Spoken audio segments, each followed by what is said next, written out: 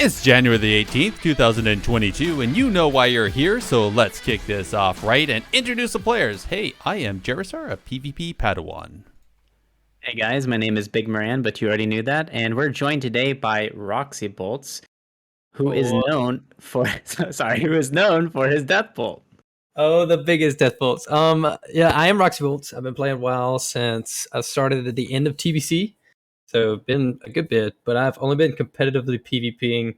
I probably started getting into PvP the first season of BFA. And that's whenever I actually started trying to get gladiators.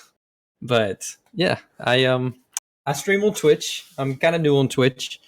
Some people know me. I'm about to apply for partner. Twitch.tv/Roxxybolts is the stream. We do cast the fastest death bolts in the game. If you enjoy watching Warlock gameplay, always tune in to the stream. But yeah, that's about my back story. There's not too much. That's all right. Fastest. Okay, so what's the fastest death bolt you've casted? Oh, so with power infusion, Sure. the Dreamweaver, you can get it down to like a point. I think it's a 0.5 second cast. So if you're not fast on the kick, you're dead. You are super dead. And what's the fattest death bolt you've gotten off? Before pre-nerf, where it could actually crit, I hit 119k. Post-nerf, the biggest is 56k. 56k. Yeah, that's Wow. that's an entire 100-0 on a Disc Priest. Did not see it coming. Wow. Not too shabby. That's pretty good, man. It's pretty funny. I just really think it's quite ironic that the hardest hitting single target ability in the game belongs to a dot class. Exactly. It's like the dot and rot spec hits the hardest. Yes, it's very funny. It's somewhat ironic. Right. Don't you think? Yeah. I think maybe the Warrior Shattering Throw hits harder. Like if it's on, I know it was hitting way too hard. I think they nerfed it. I think it was like a bug, but thank God, I got one shot by that so many times.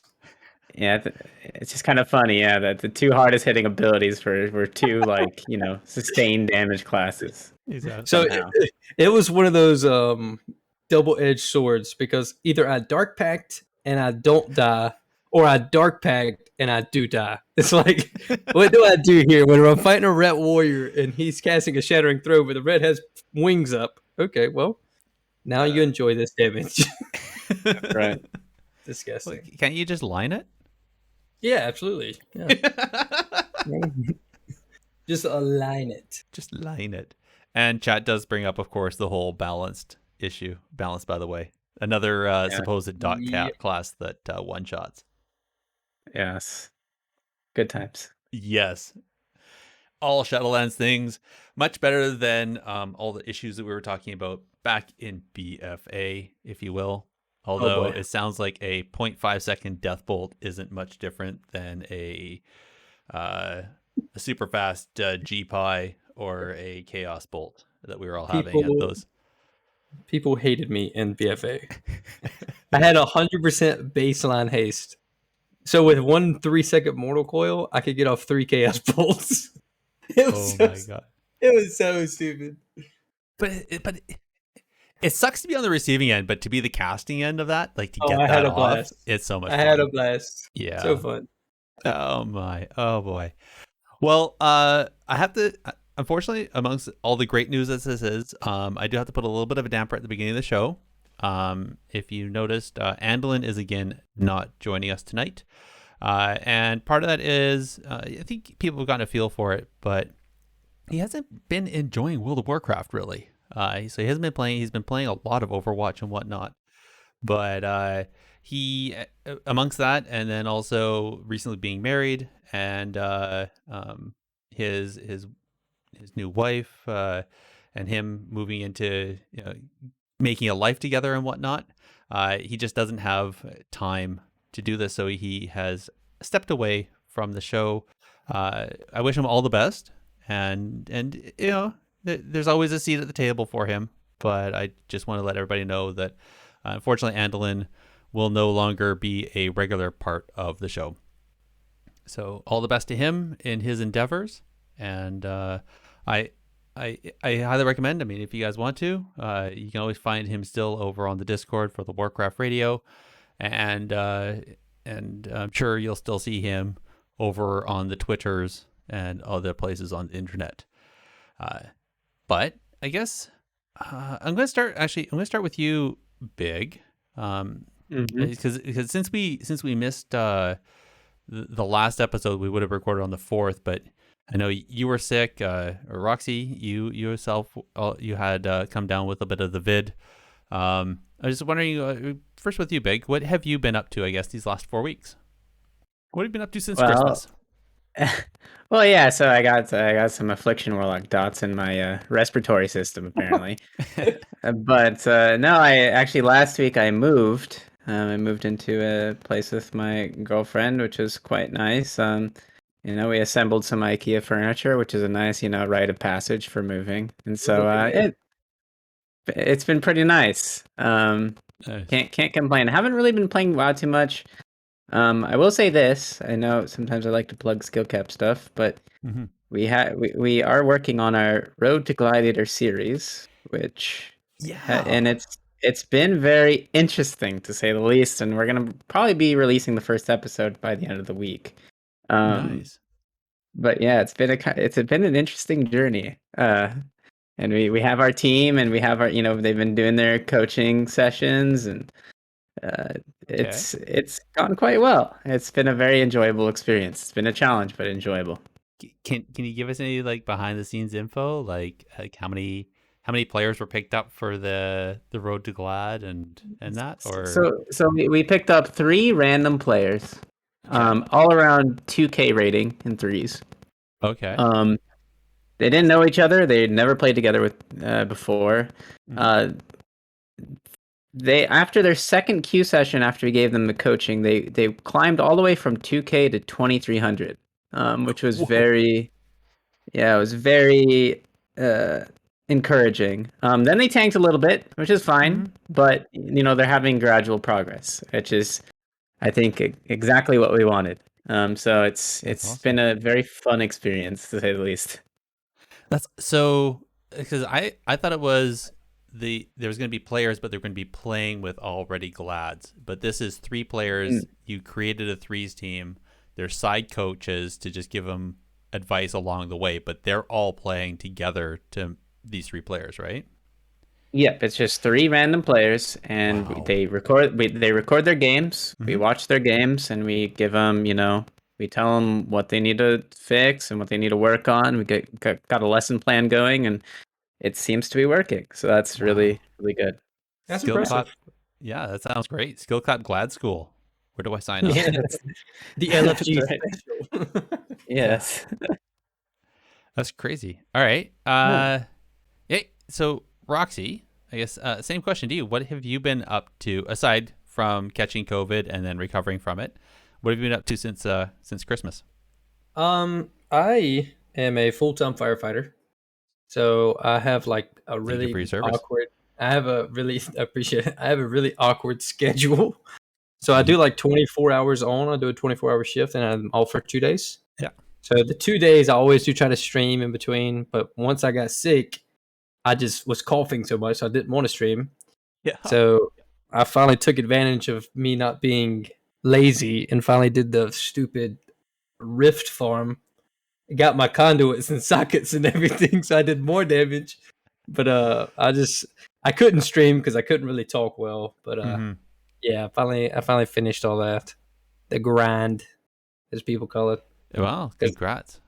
But I just been playing. I've been playing a lot of different classes. I've been swapping around. I've been playing like a boomkin, a warrior, a hunter, all kinds of stuff. It's been pretty fun.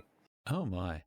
All right. So aside from the warlock, then, which is the class you prefer to dip to? What's your next choice? What's your first choice of your alts to pick?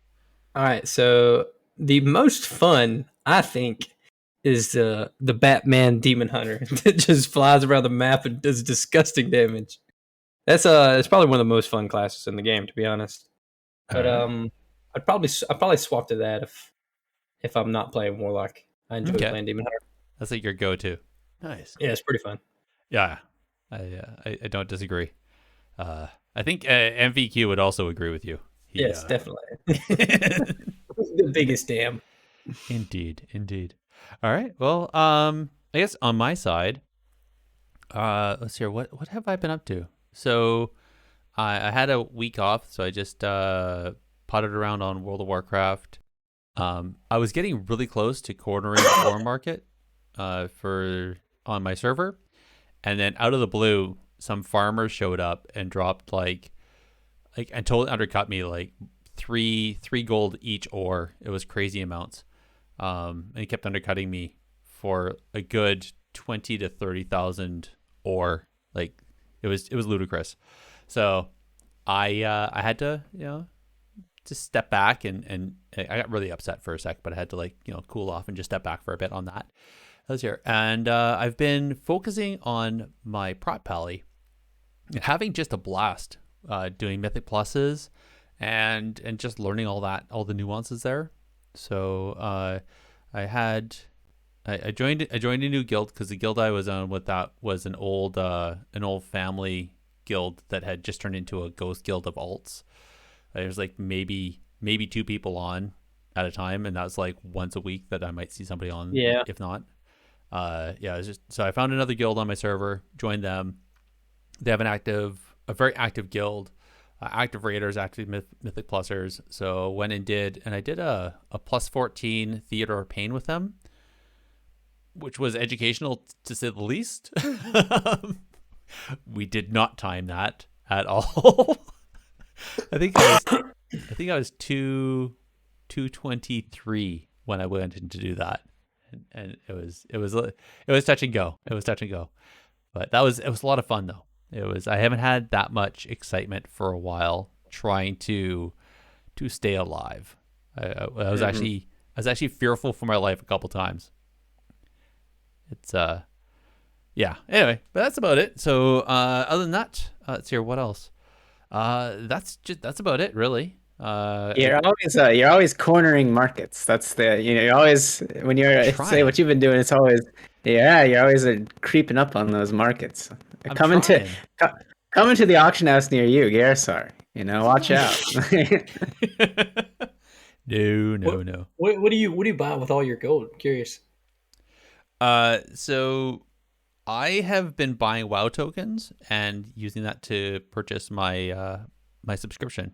I have not paid. Okay. I have not paid for subscription since they allowed for WoW tokens. Yeah, that's nice. Yeah. So, like for the first several years, it was just the Gerissar farm because that was super easy. Mm-hmm. And then I just did transmog. I just cycled on transmog, bought low, sold high, and that sustained me. It was only this last year that literally this last year that I decided to try and do the ore market cornering, and I do regret it slightly because I think statistic wise I'm 1.5 million in, and I've only recuperated maybe a third or a half of that, so it's substantial. I've never played the market. Some of my friends, we actually kind of started like a gold boosting for not like you play with us for an hour or whatever. Like, it's kind of like a coaching thing, but for gold. Yeah. And we were making so much gold. It was crazy. I think we made like 23 million. Wow. And that's the way to do it. It was outrageous how much gold you can make. Just people like on Area 52. I'm on Area 52, and like the PvEers that don't know how to PvP, they'll come to you and pay you outrageous amounts of gold just for tips. Yeah, like anything to help them get better. Yeah. And I'm not like scamming them. They're getting like a lot of rating. I think we took a 1600 DK that was fully mythic geared, like verse mastery. We took him to like 2300 or something like that. Nice. But it's just because he knew how to do damage. He was actually a mythic raider. Yeah. You just had to incorporate. Okay, now you got to do damage whenever we have CC. Yeah. And it actually is pretty impressive. Learn the script and learn all the different exactly, and probably set up his macros a bit better too, right? He had to have some focus macros made and stuff like that because they were playing without him. But it's actually pretty fun. It's fun helping people. Yeah. Like understand stuff like that. And I mean, a lot of time on my stream, I actually do viewer games. Nice. So just completely just playing with randoms all the time. But yeah, every now and then, whenever I'm struggling with gold, then I have to, I have to help people for gold. But it is what it is. It's fun time. But no, I think that's all, and I think we've mentioned that a few times, right, Big, where we've had that conversation of not boosting, but actually the importance of coaching and imparting that knowledge onto somebody else so they can improve their gameplay. Unlike some of these boosters where it's like you just sit back and maybe hit some buttons, but otherwise you're just carried all the way to 2200 or whatever, right? Yeah, there's certainly good ways to do it, and there's certainly bad ways to do it. And I think, unfortunately, they kind of get conflated a lot. Yes, they do. So yeah, it's just unfortunately that like with anything in WoW and anything in life, right? There's bad actors and there's bad people who are just trying to make an easy dime. But yeah, it can be a valuable experience for both parties involved. I agree. I think would it be fair to say if you've coached somebody, does it kind of reciprocate a little bit? Like, do you learn a little bit more from that person as well, and learn anything better, or is it just all a one-way imparting of knowledge? There are some things that so I'm most of the time I play Affliction now. I used to be like a Destro main, but like with certain classes, for example, like you can't just play Affliction with certain classes. Like you can play Affliction with a Fire Mage, but it's better to have like a setup more like a Demo or a Destro than just ... Okay, now if the mage polys, okay, now we're messed up. So it helps me like kind of adapt, learn how to play my class better in all three specs. It's actually pretty nice. It gets you more comfortable as Warlock all around. That's pretty nice. But that sounds good. It definitely sounds like a good side benefit to that. It is. It's actually it's really nice. Yeah, the gold's nice. The gold's nice. The gold's nice, but it's nice helping. Like you can genuinely like hear these people that are super happy that have never, because most of the time it's like a PV or a PVE or a Mythic Raider that needs badge, for example. Badge is a super common PVE item that the mage has to have it, but he can't get it because he doesn't understand how to crowd control or whatever. Then you have to explain to him, okay, DRs and all this and that, and then you can slowly see him just dramatically increasing like his awareness and stuff like that. It's fun to do. It's actually really, really enjoyable. And as long as you're nice, like I try to be like a friendly guy. I'm not gonna yell at you, tell you you're terrible, but it is fun to play with people that aren't like don't understand, and then seeing them gradually get better every single game is fun. Awesome. I like it. I congratulate you for doing that, actually, and doing it so nicely. No, seriously, like, you where normally coaching and boosting has a bad rap to it, I think it sounds like you do a really good job of giving it that more positive light. So. We try to. We definitely try to. All right. Well, I'd say that I need coaching, but before we get into what I need, why don't we see what Bigmoran has for need, greed, and pass? This likely won't be a clean fight, so keep your distance, eh? Alrighty. So in this segment, I'm sure actually I'll say this for Roxy and for any new listeners. We should have a host that will pose a scenario along with 3 options related to WoW, and we as participants will need to decide on which one we will need, which one we will greed, and which one will pass. So hilarity commence as we decide on what we'll need, greed, and pass. And just a quick reminder, if you're sitting there at home right now watching us live, you can participate in Twitch chat. And if you're not watching us live but listening to the podcast, by all means hop on over to our Discord and share into the Technically PvP channel over there and let us know which one you will choose. But now I'm going to pass the mic over to Big and listen to what he has come up with. Yeah, so okay, I want you to imagine this scenario. So Blizzard has decided to finally listen to Warlocks and change the level 40 tier of talents. This is the infamous tier where you have to choose between Howl of Terror, Mortal Coil, and Dark Fury, or like a Shadow Fury cooldown. Which from my understanding, no one really likes this tier. It just kind of feels lame to have to choose between 3 things that you kind of already want to have baseline. So Blizzard has decided to give Mortal Coil, Instant Cast Shadow Fury, and Howl of Terror baseline to all Warlock specs. So now replacing that tier, you have 3 options. Option 1 is to increase the fear duration by 2 seconds in order to go back to its 8-second duration. I think they nerfed it to 6 seconds, right? They did. Maybe. Okay, so yeah, so reverting the fear nerf that I think shouldn't have happened in the first place, but that's a different conversation. The second option is to have an instant cast fear on an 8-second cooldown. So let's throw back to Mists of Pandaria. And finally, the third option is to have a fear that is guaranteed to not break on damage for the first 2 seconds of its duration. So you have 3 options: increase fear duration by 2 seconds, instant cast fear on an 8-second cooldown, or fear is guaranteed to never break on damage for the first 2 seconds. So one of these are going to need, one of these are going to greed, and one of these are going to pass. So I'll leave it up to Roxy to go first. So which one of those are you going to need, which one greed, and which one you can pass? All right. I'm going to explain this to you real quick.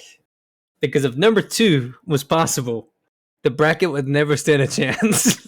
Like, that is a definite need without a question. That instant fear on a 8-second cooldown whenever the Ret Warrior, Resto Shaman are training me into the ground, oh man, it would be a blast. So that's going to be my need.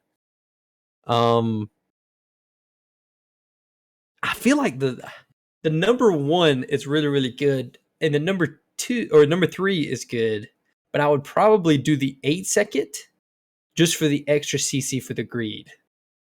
Like the 2-second stun, or it's kind of like a stun, would never break on damage. I feel like that's kind of how it is. It's similar to it right now with the conduit. Mm-hmm. So I would do the greed number 1, the increased fear duration by 2 seconds to the 8-second. And then the pass on the fear is guaranteed to never break on damage for the first 2 seconds. All right. Now, Gerissar, what about you? Oh, these are tough. This is a good one. Yeah. I'm gonna admit. That instant cast fear, not having to ever worry about getting kicked, and just be able to just drop that whenever you want. That's an immediate need. That's hands down. I'm gonna because I'm thinking beyond Shadowlands, I'm thinking beyond conduits and that. I'm actually gonna pick greed on the fear, but not breaking on the first 2 seconds. Because although that right now might be the thing, but we've all seen how we're 9.2 is just around the corner. We have one more season, and then we're going to be rolling right into whatever's after Shadowlands, really.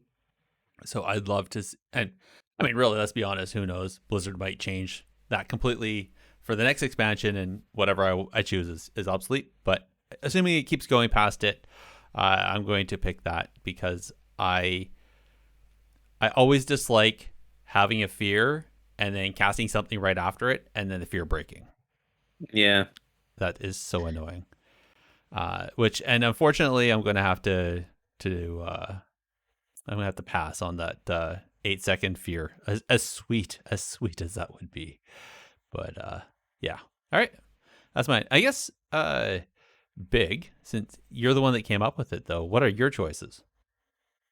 I think I would need actually on the increased fear duration. The 8 seconds. Yeah, I really think it was a weird nerf. Like, it just seems so random to me in hindsight, because Polymorph is still 8 seconds. I think Priest Fear is still 8 seconds, too. I'm not sure. I think it's 8 seconds. But I don't know why Warlock Fear is 6 now. And so just out of spite, out of that nerf, I'm going to revert that for greater to the community. And so I'm going to need that. And I'm going to greed on the instant cast Fear on an 8-second cooldown. Again, Warlocks had that at the beginning of Mists of Pandaria, and they were pretty strong. It was so awesome. They were. so yeah, I think, and then I'm going to pass on the fear guaranteed to never break. Even though I loved, doing that strategy in duels, where you basically fear as a coil, and you just keep them fear. I love doing that to people. I know it annoys the hell out of people in duels. Oh, 100%. So yeah. That's my choice. That's not as bad as the TBC fears. You get fear with full dots on, you just die in the fear. Yeah, you're running around the map like at 1,000 Exactly. speed, and yeah, no idea where you're going. You know. Oh, you guys are killing me. All these great memories of the times when Warlocks were just OP. The Kings. Oh, I miss those days. All right. Yeah. Well, rather than talking about the past, why don't we talk about the future and see what the new upcoming events are going to be in the next couple weeks? Get in there and fight! Stop hiding! Alrighty. So, Big, why don't you start us off? So, as is tradition, Dalaran Gaming is hosting a 5v5 1v1 dueling tournament. So this is going to be Pokemon style, where teams have a team of 5, and they're going to send each player out one by one. And, it's basically last man standing. And if you want to see more information about that, visit the Dalaran Gaming on Twitter at Dalaran_rogue. Indeed. And I know he's been having some fun. The most recent one was a 5v5 1v1 with double legendaries. So if you want to see what that looks like, you can go over to his YouTube channel and check out what the VOD on that is. Very nice. It was really cool. Just going to say. All right. I'm going to follow you up, though, and talk about the Method Mayhem Battleground Showdown. So this is an EU RBG tournament. It's scheduled for this weekend, the 22nd to the 23rd. It's an invitational only. They invited the top 8 teams on the EU. And they're going to live stream that, I believe, over on the twitch.tv/method. So if you want, there's a link in the show notes.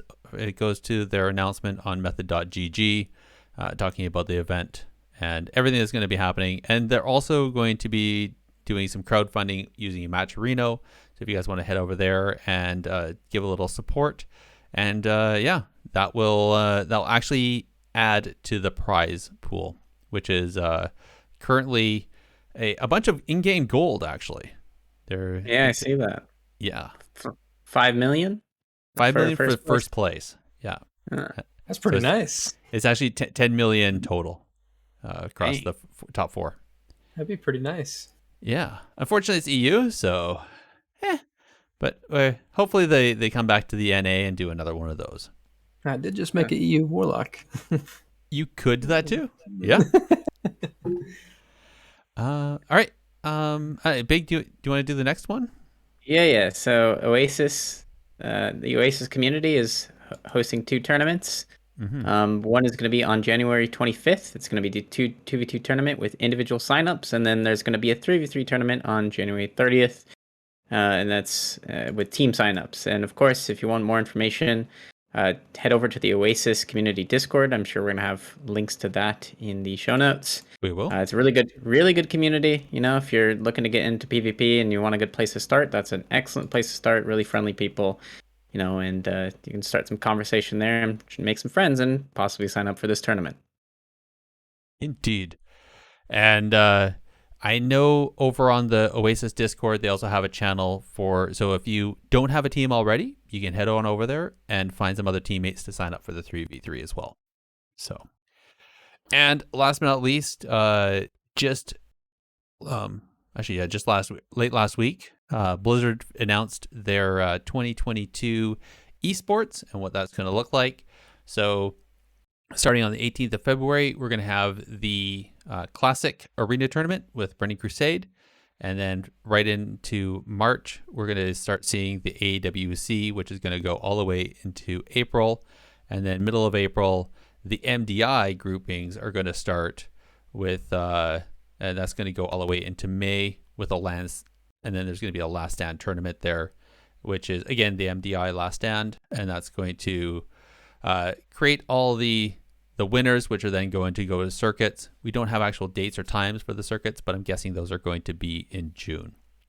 Just a note for the MDI, you can actually submit your teams, I think now, if I remember correctly, and then you can get onto the tournament realm and start doing the time trials. So, and then of course it's out of the time trials that they pick for the different groups. So,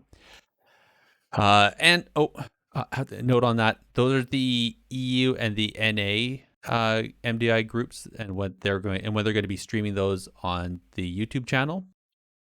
There is also a China Cup that's going to happen, but I don't have the dates on when they're going to be live streaming or when those are going to be streamed. And I know those aren't going to be live streamed on the World of Warcraft YouTube channel. They'll probably be over on the Chinese streaming channels.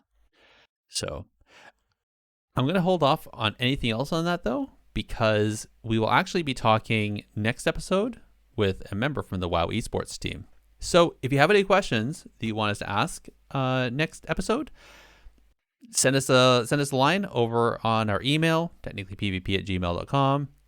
Tweet us at technically_PvP, or again, head on over to the Discord, and we'll happily pass that on. But I think, I'm just kind of curious, Roxy, before we go into the subject analysis, do you watch any of these sports? Do you pay attention to any of these? Or are you? I do. Yeah. I really, really like watching the AWC. Okay. I enjoy watching the AWC whenever I can. Nice. I like watching C9 damp people.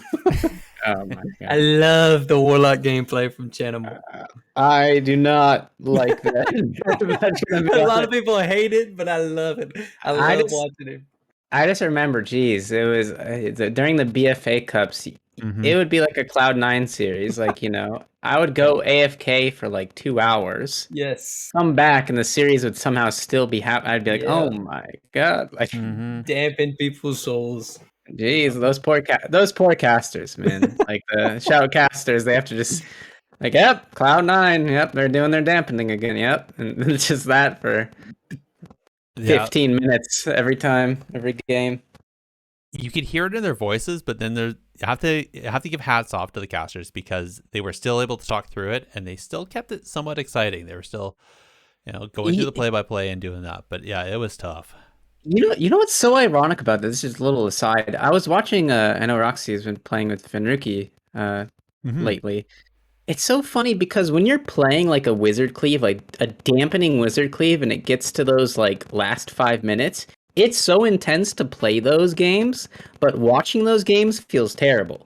Like, I wish there was some way to bridge that experience, because I was watching Fenrique play like it was like an MLD or mage locked mirror match. Yes. And of course, it went super long, but it was so intense for like the last 5 minutes, because it's like both teams are terrified. They want to like push out, but they can't really push out, and then like you have to do these really intense goes, and it's always really risky. But that doesn't really translate well to the viewer experience. And I wish there was some way to do that. Rough. It is rough. Yeah. Especially, I think those games that you're talking about, we were actually playing against Wealthy Man and Thugonomics and Dino in the MLT, but we were playing MLP with a Holy Priest. Yeah.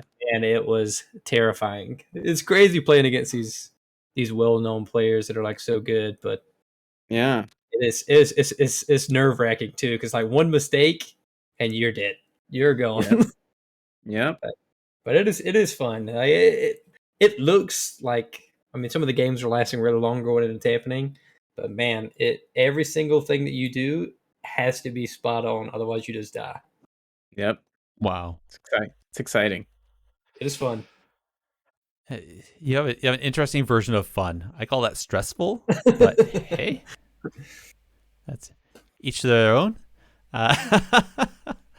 Live stream. Roxy has gone full abstract pixelation. It's I think it's my internet. For all I know.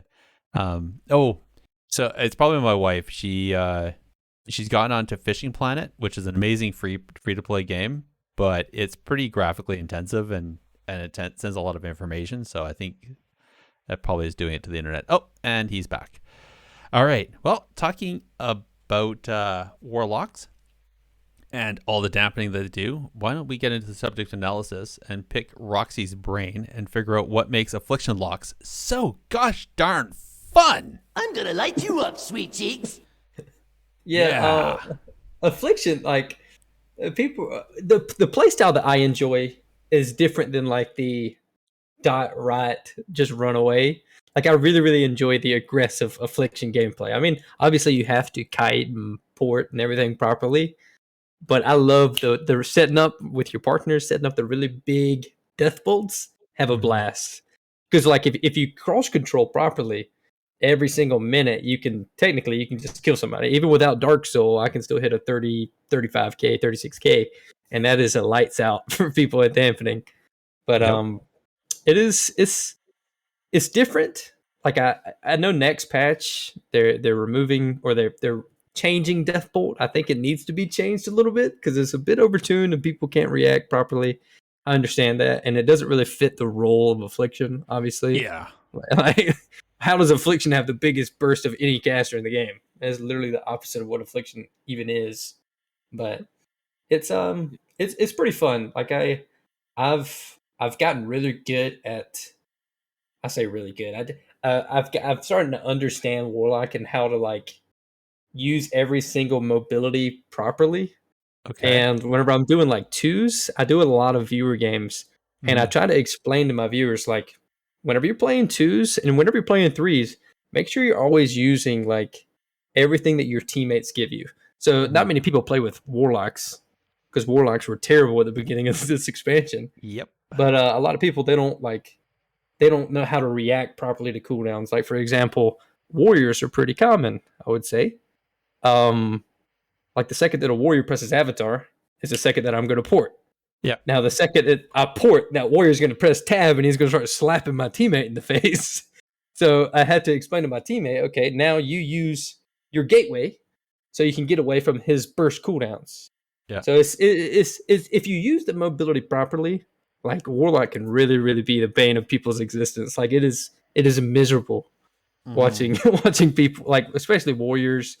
Um Windwalkers are kind of tricky. They're one shots a bit much sometimes, but Mhm.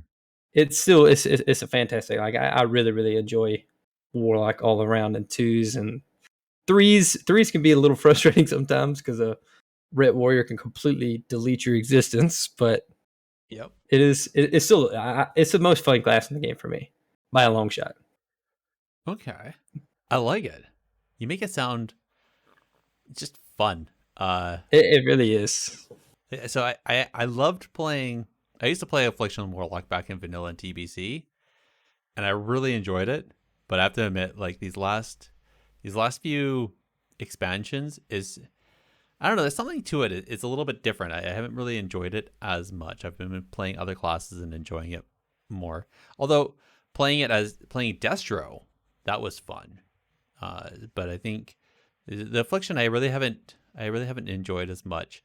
So I'm curious how because I guess with me I've always been having issues trying to there's your different dots you got to get up, then you have your UAs, and then you got to like and what so just kind of run me through quickly how do you go through with that with your curse of agony, your corruption, then you got your UA, and then you got your malediction, and then you got your shadow bolts. Like, how exactly are you setting that all up before you get your death bolts off?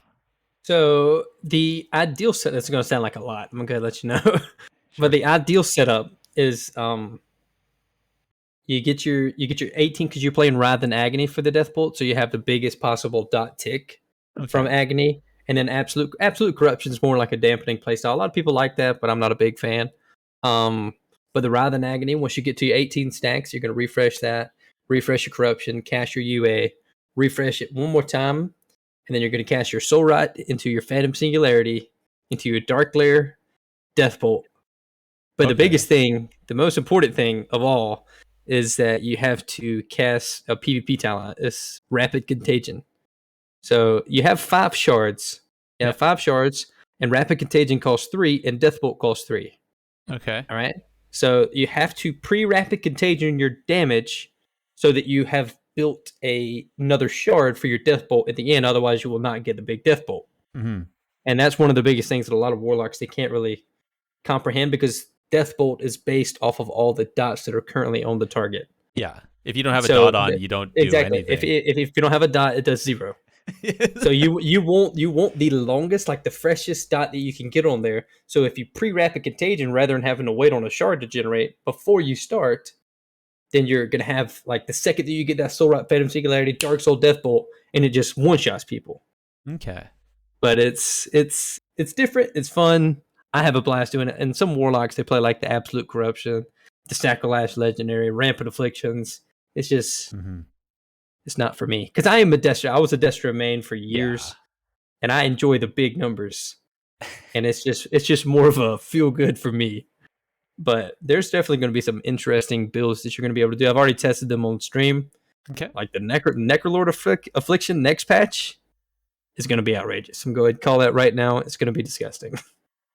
So Don't think- let's kind of segue into that. So you're playing the Deathbolt build, but of course you don't have to necessarily play Deathbolt. You can kind of play the more traditional, You know, can.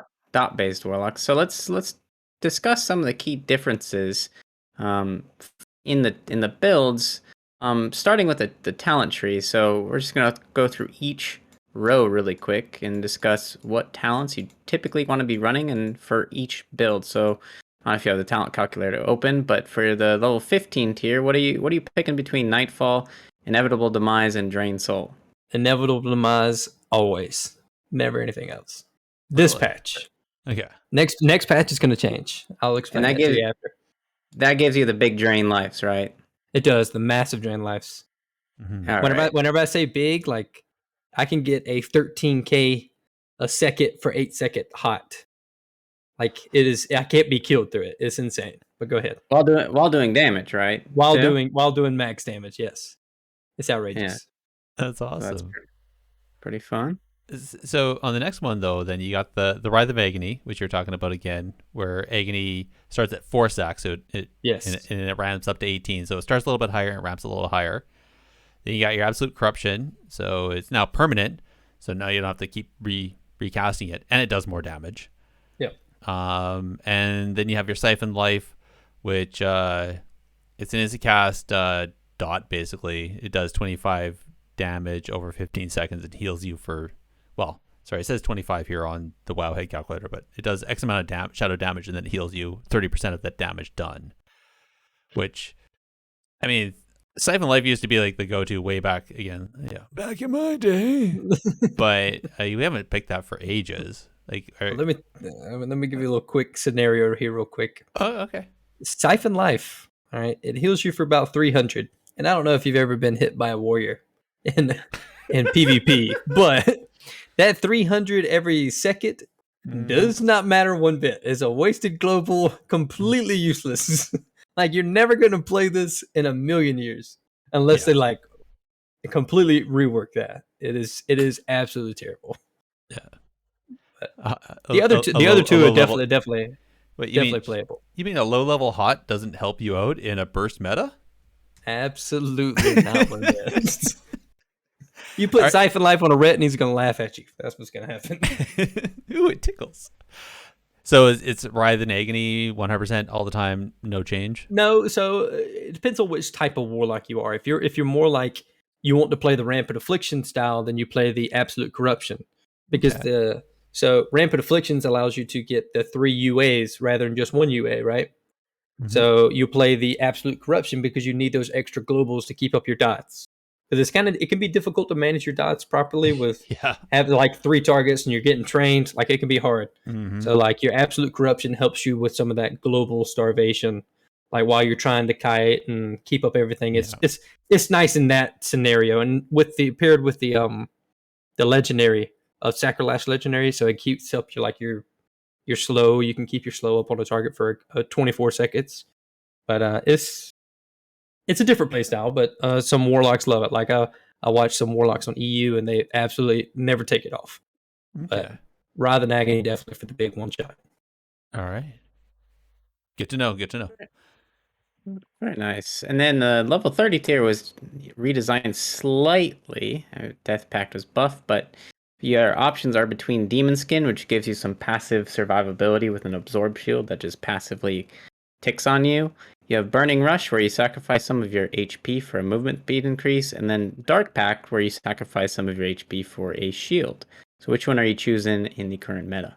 Current meta, with it being as bursty as it is, Dark Pact 100% of the time. Just because any lucky crit or a random crit, not lucky crit, but a random crit can just destroy your health bar, and you kind of just need that to help whenever a warrior stormbolts you don't have trinket. That Dark Pact's really going to mitigate a lot of damage while you're stunned. So definitely for affliction always. Demon skin's really nice for demonology because it puts that absorption on your pet also, and you also have that pet soul link still. But yeah, demon skin's only gonna be for demo. And with Dark Pact, you want to use it at high HP, right? You want to use it the second that something touches you, almost is literally the global that the warrior stormbolts you. Doesn't matter if he presses a single button. You want to pre-Dark Pact before he presses his buttons. Now, obviously, he can wait it out, but he's going to be waiting 20 seconds, and you'll have your port back by then. So it's really, really good to do it as high HP as possible. Stupid question. Can you kill yourself if you Dark Pact? Like if you have less than... Not anymore. No, you used to be able to. Okay. Yep. If you have less than 20% HP, you used to be able to kill you or whatever. It can't do it anymore. It still gives you an absorption. It's just the lower health you are, the smaller the absorption. Like if I have 73,000 health whenever I play with the priest, so whenever I Dark Pact on my fully geared lock, it's like a 70k absorption pretty much. Oh, nice. But it gets melted. Let me tell you, if I don't trinket with Dark Pact, sometimes I'm still gonna die. It's crazy. Oh my! All right, it's fun. Now this one has the Sow the Seeds, the Phantom Singularity, and the Vile Taint. Correct me if I'm wrong. It's Phantom Singularity all the time, right? Like always. You really don't have the globals to cast any other thing. Like you got to keep up your agonies. You got to keep up your corruptions. You don't have time to cast a Vile Taint. You don't have time to cast a Seed of Corruption. That's not going to do any damage anyway. So the Phantom Singularity really pairs well with your rotation. Mm-hmm. Well, I mean, I think some people might get caught up on the Seed of Corruption because the idea that it not only does it do the AoE burst, but then also it automatically corrupts everybody. So at first you're like, oh, that sounds really good because then I can corrupt a whole bunch of people with. But then once you put in the cast time and everything else, it's like, it's not. You probably get damage is so lackluster. Yeah. I remember when it used to be much better. But, and PvE, you never take that off. Like that is the king of PvE. True. So hold on. What about in RPGs though? Is it still Phantom Singularity, or would you then Seed of Corruption? It still is Phantom Singularity because your priority is going to be getting agonies on everything, so that you can cast Malefic Raptures, right? So you're still going to be global starved even in the 10v10 because you're casting so many. Okay. All right. Cool. Thanks. All right. And then the next tier is something I teased at the beginning of the episode with the Need Greed Pass.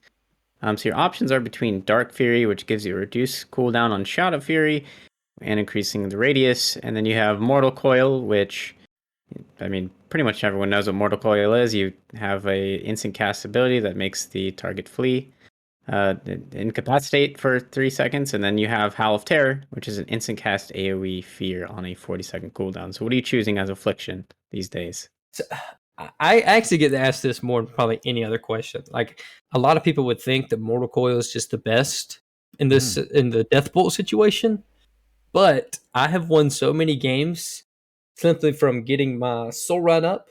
I'm a Night Fae Warlock, and then I'll blink into the healer, fear the healer, and then cast my Deathbolt on the DPS so that I have some type of instant CC. I could Mortal Coil the healer, but if I Mortal Coil has a travel time. And I mean, they can pre-dispel, and it's. I think they're both good. Like you can definitely play both of them. I see a lot better warlocks than me play both of them, but I personally like Howl of Terror, especially whenever I'm fighting like BM hunters. Like I can fear all the pets whenever they're munching me. I think overall Howl of Terror is just better in my opinion, just because it's longer CC and like it doesn't really break instantly on damage because of the conduit as well. Yeah, I really wish it was a baseline. I really wish Howl of Terror was baseline. It would be so nice. It seems to make a lot of sense. Like, I know there's a lot of CC already in WoW, and it's kind of, right? It's not fun to sit CC, but I feel like Warlocks need something like a get off me button, right? And They really do. don't really have a good get off me button right now. Yeah. Unfortunately. I feel like, honestly, Destro would do really, really well with Howl of Terror as well. Oh yeah, for sure. I find would it be fair that if you're up against like a melee cleave, that Howl of Terror is the go-to, but if you're up against like a caster cleave, then you might as well just go Mortal Coil, because there's no way. I can't foresee a time where you're gonna have you'd have to travel a long way to get to somebody to Howl of Terror them, right? Versus a Mortal Coil, you could at least. Yeah, I mean, I personally, I don't ever play Mortal Coil unless I'm playing Demonology and Destro. I always play Howl of Terror if I'm playing Affliction, because like I will a lot of times if I'm playing like 2s or 3s, and I'm gonna be like porting around constantly, so they're gonna be chasing me, and then whenever I'm trying to give you like an example, whenever I port away and the melee come to me and I'm running away from my port, then it kind of puts the healer coming towards my port. So there's so many cases where I can port fear, and now I can do damage to the DPS. Okay. Like it's really, really nice to kind of use that synergy of, okay, I can port fear this healer. Let's get ready to stun, kill something. If I'm playing like a shadow play or whatever I'm playing, I really, really like Howl of Terror. I guess I never thought about that. I never thought about bringing a caster into a spot where you could use the Howl of Terror. I'm always thinking about, being out of the field and the triangulation and that. But that makes a lot of sense, because especially as a warlock, you're probably more likely to be the trained target. Oh yeah, you gotta have your skates on 24/7 right now. You better get ready to run. It's nice. Yeah, it's nice. I miss the days of demo skin and demo armor, and just be able to sit there and tank all the damage. I went from a Panzer tank in BFA to a wet paper towel in Shadowlands. People just push straight through me. It's terrible, but I still have a good time.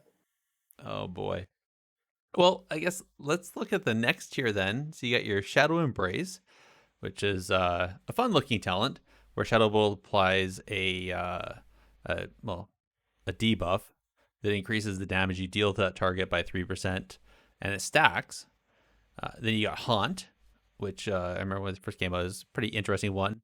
1.5 second cast, 15-second cooldown, and it deals a fair percentage of spell power as shadow damage, and increases the damage that you deal to the target by 10% for 18 seconds. And if the target dies, then the cooldown not is reset. So that sounds kind of cool.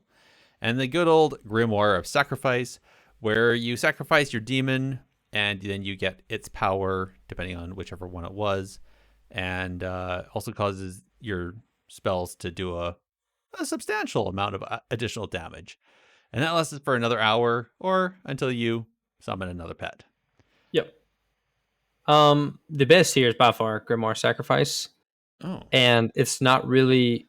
So the damage is noticeable. It's really, really good. Mm-hmm. But not many warlocks understand that you can sack your pet, and you can use the Call Fell Hunter command demon ability, right? Yep. Hey, and whenever I press my Feldom and I resummon another pet, I can use the actual Call Demon from the actual demon rather than using the Call Fell Hunter, so I can have 2 kicks back to back. And that's really where you get the skill cap for like a good warlock versus a bad warlock. A bad warlock's never going to Feldom the entire game, but you can play a conduit and you can actually get Feldom on a 2-minute cooldown, and you can just double kick, especially Disc Priest. I can destroy Disc Priest just from kicking penance, Feldom and resummoning, kicking Cataman at the end of it, and they just die because they can't cast anything. But it's really, really nice in certain situations for sure. But I mean, Haunt, it's another one of those things where you have to cast, and you're having to run so much as a warlock in this meta that you're never going to have time to cast it. So, and Shadow Embrace is completely useless. You're never going to cast a Shadow Bolt. Shadow Bolt, it tickles people. Like, you don't want to be casting the tickle button. Like, sorry, bad. But And then for the final tier, I think we probably know the answer to this question. Yes. Your options are between Soul Conduit, which, every time you use a Soul Shard, it has a chance to be refunded. Creeping Death, which gives I'm sorry, it makes your dots tick faster, by 15% faster. And then Dark Soul, which is a big cooldown, increasing your haste by 30% for 20 seconds on a 2-minute cooldown. So what are you choosing there? So they actually made Warlock at the beginning of Shadowlands. They made Dark Soul purgeable. Mhm. Absolute nightmare. I hated my life. Just because if I press my button and a mage spell stole me, then I can't. Yeah, he has 20% extra haste now, and now I'm just standing here doing nothing. But now they made it unpurgeable, so it's Dark Soul's always going to be your go-to. There's no in between. Like before, I could play Creeping Death, and then it was decent. Like it still wasn't that great, but Dark Soul has always been the go-to, especially for my Yeah. playstyle. I think it's just the best overall, for sure. Yeah, I don't know any PvPer that doesn't use Dark Soul. Nah, absolutely not. Yeah. No chance. Actually, I don't even know of any PvEer that doesn't use Dark Soul. Exactly. That is the go-to always. Huh. All right. So I have to ask you then, because you kind of prefaced into this saying that you've been playing with some different builds. You talked about the build that you find that works really good with how you like to your play style and how you like to play, and the fact you're doing the big bolts and that. So what are we like? Is anything out of this changing for 9.2? Is there some other changes that something There that you is. don't They know about? actually they changed nerf Deathbolt completely. It's a nerf technically, just Okay. because like Deathbolt right now is such a fast cast and it just hits you, it catches people off guard. But they're changing it now in the next patch to where I cast Deathbolt on something, and instead of them taking instant damage, it turns into a 3-second dot. It's an undispellable dot, but 3 seconds is long enough for people to react rather than getting one shot, right? Mm-hmm. So Yeah. it helps with the play style of Affliction. I think it's a great change. I think it needed to be nerfed. Like it's a bit outrageous, Yeah. but yeah, they're getting pretty much they're taking Deathbolt out of the game in the next patch. I can't see it being a time where that would be better than Rampant Afflictions, just because I can put up 3 UAs now instead of casting a dot that hopefully it kills something. But 3 seconds is well more than enough time to react. So Yeah. they're kind of getting rid of the Deathbolt dream. Can you cover that dot with a UA though? So if somebody goes to try to dispel it, then the dot is not dispellable. It's undispellable. Oh, So it can have its niche like times maybe, like just for the burst windows, but I can't see a time where you would pick Deathbolt that people can react to rather than Rampant Afflictions, where you can just overwhelm teams a little easier. Okay. Having 3 UAs rather than 1 UA, and you Mhm. can swap around shackles and stuff like that. You can get some really nice setups for Affliction. I kind of like the the double drain setup, the big drain setup, right? Yeah.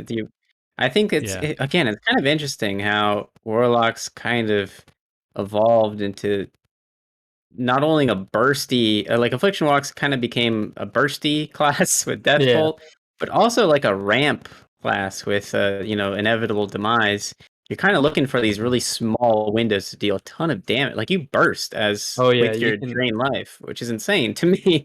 unhealable damage. Like you can't do anything about it. Imagine going back to like someone in TBC or Wrath Lich King saying, "Oh yeah, by the way, you're going to be bursting people with your drain life." Exactly. Like, what? Exactly. What do you mean? What are you talking about, man? Like that flimsy little spell? It's like, yeah, well, we have this talent that makes it hit 500 times harder. So Yep. Mhm. I that's think going to be my your first question go-to. would back then, if I looked at the future, would be like, but what about drain mana? Isn't that important? Oh boy! If only. Sad news. Sad news. You can't say a mana burn these days. Like people get flashbacks of like Demon Oh, Hunters man. when they had when that was the Rift. meta. Yep. Yep. The mana rift. Oh, too funny. Too funny. Dampen your soul. I can't help but feel like there's some sort of a gameplay, at least initially when 9.2 drops, where you're going to Deathbolt, somebody's going to see the dot, you're going to have a UA up on that, and they're going to not know this not dispellable, and they're going to go to dispel it and just nuke themselves. UA, so UA damage is nice whenever they're pressed to dispel, but Warlock has such a low crit percent because you're playing haste versatility. Like you play with like 6% crit maybe. So Oh. very rarely, whenever they dispel that UA, does that dispel actually crit. Like I've had it crit before. I think the most it can crit for is like 35k. 35k with the silence is massive, but it's super rare. Like I can't I can probably count on two hands how many times I've had dispel UA kill someone. Well, when you're running 6%, yeah. Exactly. Yeah. Yeah, it's pretty low. All right. So is there any other changes or anything, like any shifts in this talent tree that you're looking at then for 9.2, or is that there's gonna be a big shift? Okay, so where are we looking? So I think almost every class is going to be a Necrolord at some point. Like Maldraxxus is going to have everybody from World of Warcraft in it. But there's going to be a huge talent shift because Deathbolt. I mean, Night Fae, you still will be able to play it. Like it's still going to be viable. But I'm not sure if y'all are aware of like how demo blocks work with the Decimation Bolt. Yeah, we had a demo block on last week. Yeah, it's a similar thing to whenever you cast your Decimating Bolt, you get the 3 shards, just like Demo, but rather than you having the Demon Bolt, you have Shadow Bolt. So there's going to be a completely different build that you can do with the talents. You can actually play like the first row talent. Never in a million years would you ever normally play Nightfall, but Nightfall, obviously it causes the procs of the Shadow Bolt. Okay, that paired with the 4-set bonus. I'm not sure if y'all are aware of the 4-set bonus in 9.2. No, but for every, this is going to sound like a lot. I'm about to nerd out on y'all. So you have you're going to be able to equip 2 legendaries, right? So you're going to equip the Decimating Bolt legendary, which automatically gives you the extra Shadow Bolt charge, and it causes Shadow Bolt to crit every single time that you cast it. Once you have the 3 up. Once you Decimating Bolt, you have the 3 with a 100% crit, 50% increased damage. All right, so you're going to play that legendary. And then there's also another legendary. I think it's, I can't think of it off my head. It's like Wrath of Consumption or something like that. And for every Malefic Rapture you cast, it increases the next damage of your next Shadow Bolt by 35%, stacking it to 3 times. So you're going to have that bonus with your Nightfall bonus. So Nightfall bonus is going to be increased by 50%. For every proc that you get. And so the 4-set bonus whenever your Malefic Rapture has a 20% chance to cause a Shadow Bolt to be free cast. Yeah. So you're going to have like all these extra procs. So you're going to be able to cast. The only thing that you're really going to have to cast is still like your UA, your Decimating Bolt. But other than that, your Shadow Bolt's going to proc your Malefic Rapture. Your Malefic Rapture is going to proc your Shadow Bolt. And right now, I've tested it in the live servers. Yeah. And this build simply, without double legendary, without the 100% damage bonus, is already hitting 18k Shadow Bolts. So you're going to be running around casting 30k Shadow Bolts, instant cast. Like there's no outplay to it. Like I got dots up on everything. Okay, Shadow Bolt for you, Shadow Bolt for you. Merry Christmas. Here you go, toddlers. Hey, it's going to be interesting. I think they're going to have to do a lot of balancing around the 4 piece and the double legendary, because I've seen some ridiculous combinations of legendaries and 4 piece. It's going to be crazy.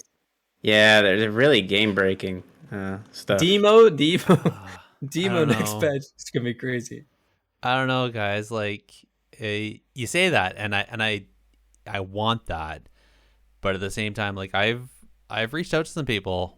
And I haven't heard anything, like nobody's really said that they that I'm not hearing anything saying definitively that they're going to do any balancing. I'm not hearing it definitively that they're not, but it's just silence really. But looking back at what they did in BFA season 4, and this being if all tales are true, this is going to be the last season of Shadowlands. I think it's just going to be another season of crazy nutso stuff. Like, I think they're just having fun, and here you go. Here's a bunch of damage. Figure it out, guys. And well, they're going to have to do something, because Demo at the first week, I'm calling it now. Demo, the first or the second week is going to have to be nerfed instantly, because I've tested it on the PTR, and you're hitting 70k Demon Bolts that are instant cast. People can't avoid it. Like, you're just dead. There's no outplay. I get 270k back to back. You're not going to have 140,000 health. I'm sorry. but they're gonna have to. It's gonna be just like MM Hunter at the very very beginning of Shadowlands. You remember they could one shot Yeah. everything through the wall with their wall hacks and the Kyrian spell. It's they're gonna have to revert something really quick. I hope they don't nerf Demo to the ground, but they're definitely gonna have to fix it because it's outrageous on the PTR. Well, here's But- hoping. I mean, it's still PTR. There's still time. Like, yeah.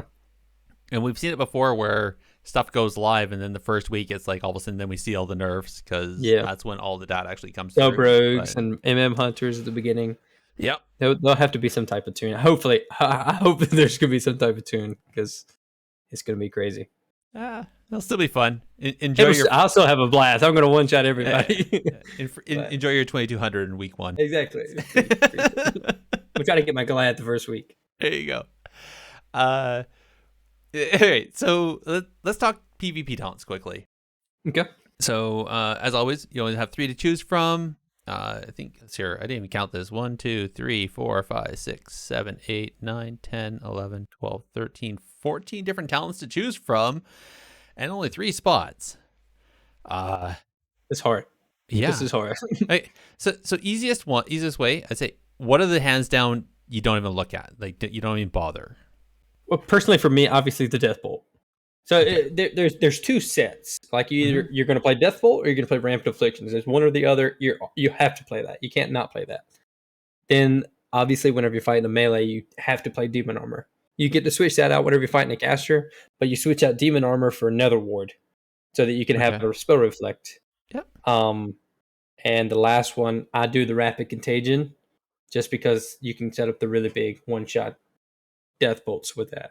Because Rapid Contagion, I'm not sure if you're aware what Rapid Contagion does, but it makes all dots tick 30% faster. Okay. So then a Death Bolt that takes 50% of all dot damage, it also gets that 30% damage bonus.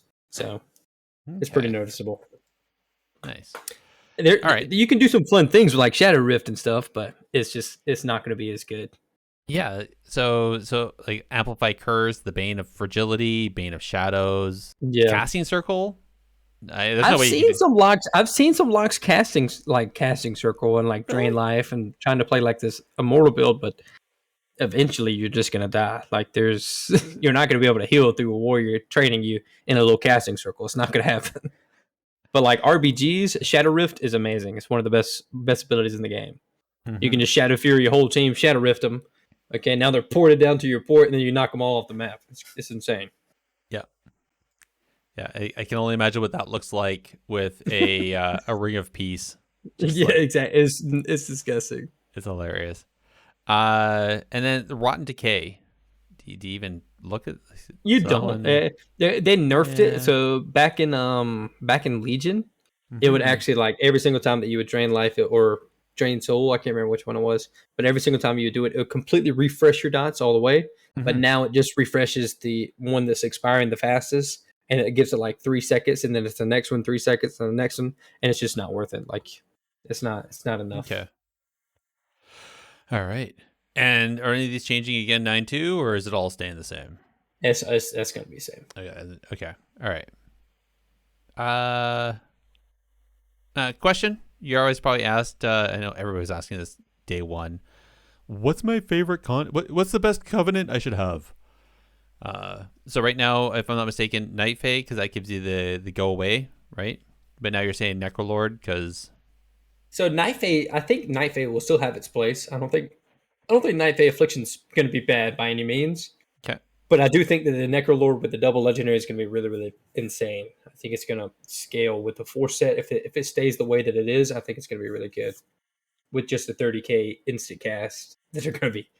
I think it's going to catch people off guard with how much damage Affliction already does a lot of pad damage, but I do think that Necrolord Decimated Bolt build, you're going to have like that instant cast. Okay, now I can Shadow Bolt something and actually do damage.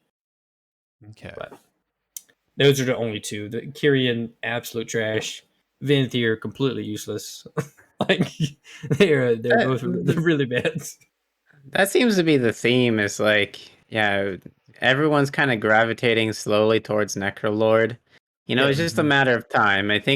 I really think like the Fleshcraft was so bad at the beginning expansion. It was crazy. It was like it was like a 6K shield or something, and then they buffed it to like where people were getting 50K absorbs. Yes. Feral druids were able to get absurd shields, and Oh God. so Yeah. yeah, I really think it's just a lot of Necrolord right now is just kind of baked into Fleshcraft. I kind of wish there was a bit more variety, but yeah, it just seems like Fleshcraft's the way to go. But ironically, I think Night Fae is the most fun, pretty much for anyone who can play it. It really is. Like I love that's going to be one of the hardest things whenever I switch. If I switch to Necrolord, is going to be losing that soul shape because it's so nice whenever you're kiting a team, especially like Night Faeing a fear. I have so many people like a rogue priest or whatever saps me. They're going to fear off. I can blink and then the priest misses fear just because he mistimed it. Yeah, like, it's really really fun. Right. Question: what's your favorite Night Fae soul shape? I actually just got the alpaca spirit. Love the alpaca spirit. It's like you jump around and it like throws its legs. That's so weird, but I love it. I love it. I don't know why, but I just do. I think that they're adding a dinosaur or something or a giraffe. I don't remember. They're adding something to the soul shape next patch. They've added a few of them. I like the hippo and I like the frog too. Yeah. But I haven't gotten them. Yeah. I like that they keep adding some new ones to this. It's not just like a static 3 and that was it. Yeah. So, all right. And as far as Soulbind is concerned, are you going Naya? Is that who you go typically? I play a Dreamweaver just for the extra haste from the because flowers. All your dot damage deals more damage with haste, so it's good with the flowers. Yeah. Yeah, those flowers. It's kind of funny. Those flowers pretty much define. Like people think that you go Dreamweaver because of the seed, but no, for the most part, you actually go because of the Field of Blossoms. Exactly. The Field of Blossoms is so good. If you can stand in that field, you can really, really destroy people. And I've had so many games. Like I actually just had like last week. It got down to a 1v2. I ended up killing the Disc Priest. It was Disc Priest Pharaoh we were fighting, and I got full dots up with the Dark Lair, Dark Soul, and then he killed me, and I seeded, but I had so much dot damage on him, he couldn't kill the seed in time for the dots not to kill him. So I ended up getting a 1v2 with the seed. it was disgusting. I felt so bad for the Pharaoh, but I was like, that's what you get, boys. We're a seed gamer. And the seed wins. He's so mad too.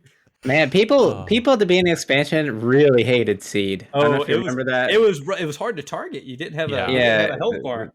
Mm-hmm. But I remember during the AWC, like that was like a huge conversation with the AWC. Is like, we need to remove seed. It's ruining like the competitive game. But like it was rough.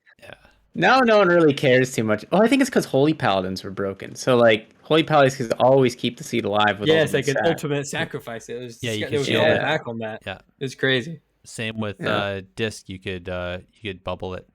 Mm-hmm. Dome the seed. Save the seed. Yeah, you could. they really would. It's crazy. It was unkillable. So, and so I can see that like that was not good. And I know on the RBG scene it was horrible because if you were a flag carrier and you seeded, you didn't drop the flag. Yeah, it was busted for a while. Yeah, so thankfully they fixed all that. But is there any other soul binds that so like the one I was talking about earlier with the Sacrolash, the Absolute Corruption and everything, like you're supposed to play Karain. Karain's like the ideal. It's the Affliction lock spec that you're supposed to play. Like if you're playing the real Affliction where you're trying to dampen people and you're trying to do max damage, then you're going to play Karain just because you have the extra, I think it's like 10% damage with every dot, and you have the mobility. So you have more movement speed, and with like if you have full gems, you should have like 10% baseline speed, and then it gives you the 15%, and that paired with demonic momentum from the conduit, you can really, really take off. Like it's pretty funny how much movement speed you can get. I think I can spike up to like 78% movement speed whenever I port. It's crazy. What? Oh my god! It's like I'm on a mount running around the pillar. You have to nickname yourself Roadrunner instead of Roxy. I just, by the way, out of curiosity, I went to Karain's talent calculator. I didn't realize Wild Charge could stun if you're Yes. playing. Or I'm not Wild Charge. Soul Shape could stun Yep. if you're playing terrain. I've never seen I that think you have to happen. be like out of combat or something Yeah, weird. But yeah, that's one of those it does things have an that AoE stun. that would be like a nice little Twitch clip to get on a streamer. You That know, would be pretty funny. That'd be hilarious. I'll have to watch for that on WoW highlights next time. I need to go for a death bolt on a stun from a soul shade. That'd be funny. Can you imagine? You know, they just break their computer. Oh, They have an alpaca blinks onto him, stuns him, and kills him. I feel bad for anybody that gets that upset about a video game that they like. Yeah, they get that upset. They do get upset. I really hope not. I feel bad. I feel bad for people that do. But. Yeah, I can tell. The smile on your face tells me just how bad you feel about that. Okay. Oh man. Conduits. Got to talk about conduits. What are we picking different on the soulbinds here? What? Right now in the current conduits that you're gonna be playing, corrupting leer, super nice. So for every agony and every UA you have, it has like I think it's almost a 5% chance to take 5 seconds off of your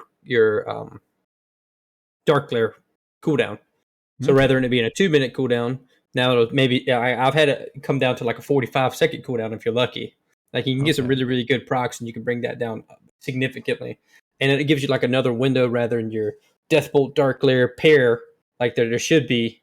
You can have a 1-minute go with just a Dark Glare instead of a Deathbolt, or instead of a Dark Soul.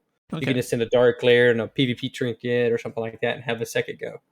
It's really nice. Rolling Agony, super. Mm-hmm. It helps you a lot with global starvation. Yeah, because it just gives you like an extra 8 seconds on Agony.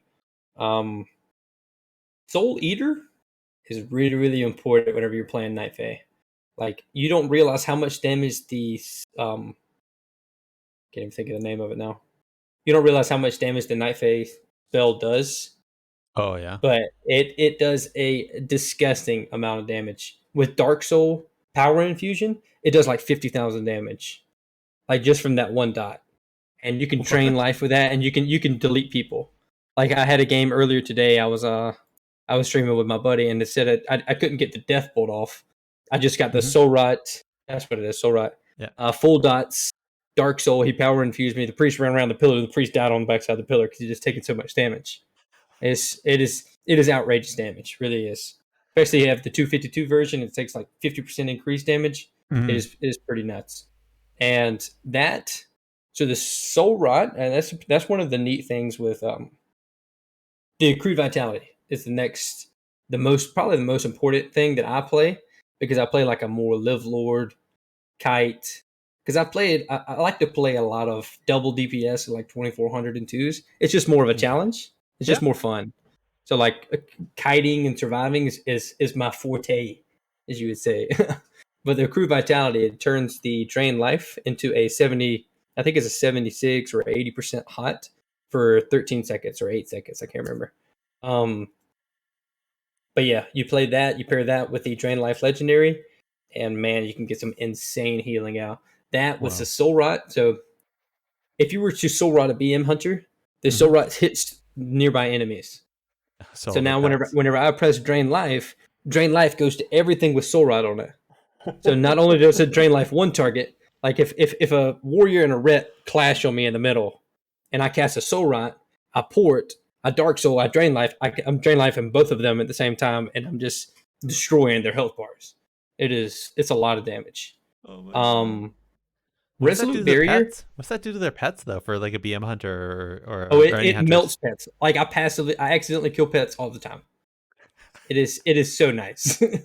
Like I don't even realize it. I just see the hunter slowly running around the pillar, and I see revive pet being cast. I'm like, oh, I killed his pet. Yay, great. Let me blink over here and kick this. But it is nice. Like whenever you drain life and you accidentally have a Soul Rot. I mean, accidentally, but whenever you drain life, you can really destroy pets. But yeah, Resolute Barriers. I don't necessarily play it with Affliction. It's really good with Destro. So like your 3-minute cooldown goes to a 2-minute cooldown. Mhm. because every ability, realistically, every ability from a warrior, every ability from a ret, rogue, whatever class you're playing, is going to be hitting you for that 10 or 5% health or 10% health, and you're going to be getting that shorter reduction on your wall. It's really, really nice for Destro. It pairs really well, like especially if you're playing against an assassination rogue. Mhm. Rather than your unending resolve being a 3-minute cooldown, now it's a 2-minute cooldown, and it pairs Yeah. perfectly with Vendetta. So Yeah. it's really, really nice for that. The finesse conduits, the best, my favorite is the demonic momentum. Just Okay. because whenever you port your Lightning McQueen, you're gone. I love it. You were just out of there. Fell Celerity, this is what I was talking about earlier with the resummon. That's the Fell Domination. It shortens the cooldown of Fell Domination rather than it being a 3-minute cooldown. Yeah. I think it's 80 seconds shorter, so you can get that minute and 40, minute 50, a double kick. It is nice. I don't personally play it right now because I don't have enough like spots for it.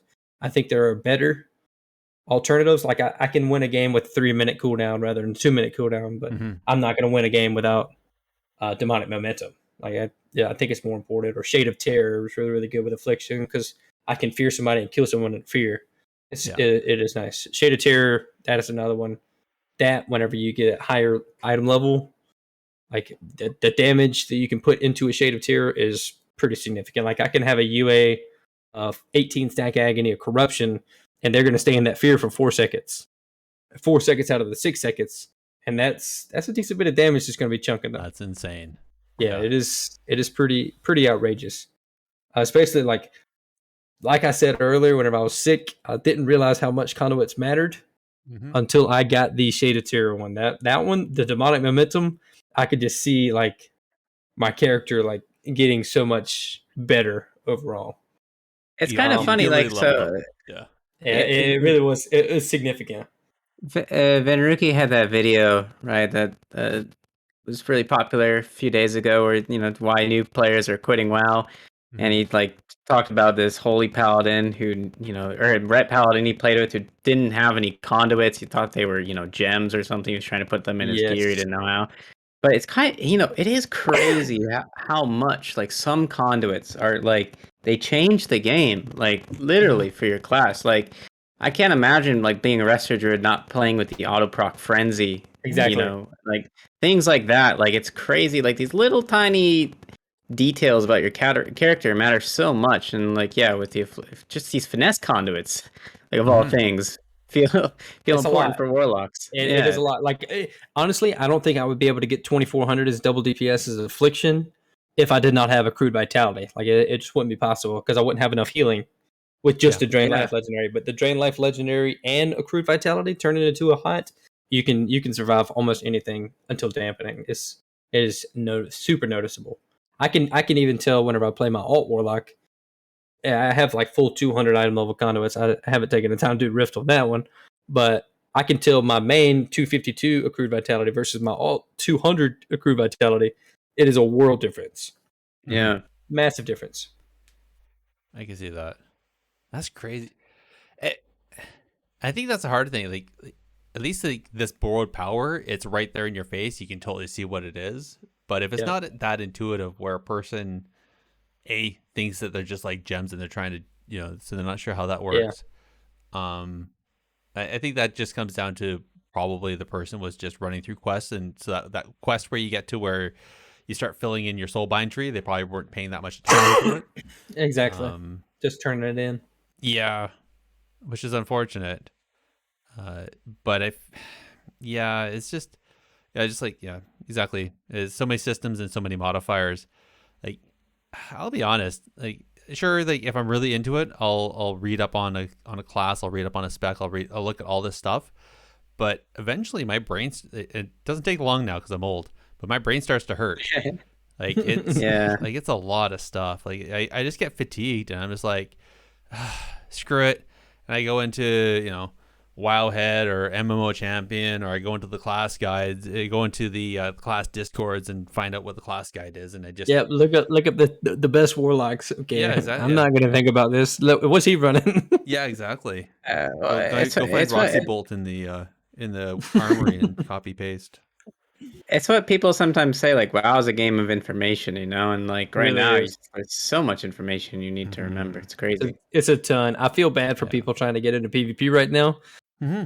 because man, it is a lot. Yeah. It is a Well, ton. but that's one of the reasons why we do this. This is why I love to bring you on, Roxy. Bring on MVQ the other day. There, Numbing, all these top players that have done the work that are just interested, but also willing to partake or impart this knowledge to us. Because I'm a scrub, but also like everybody that's listening. There's people that listen and they might be interested in, but they again the information was just too much.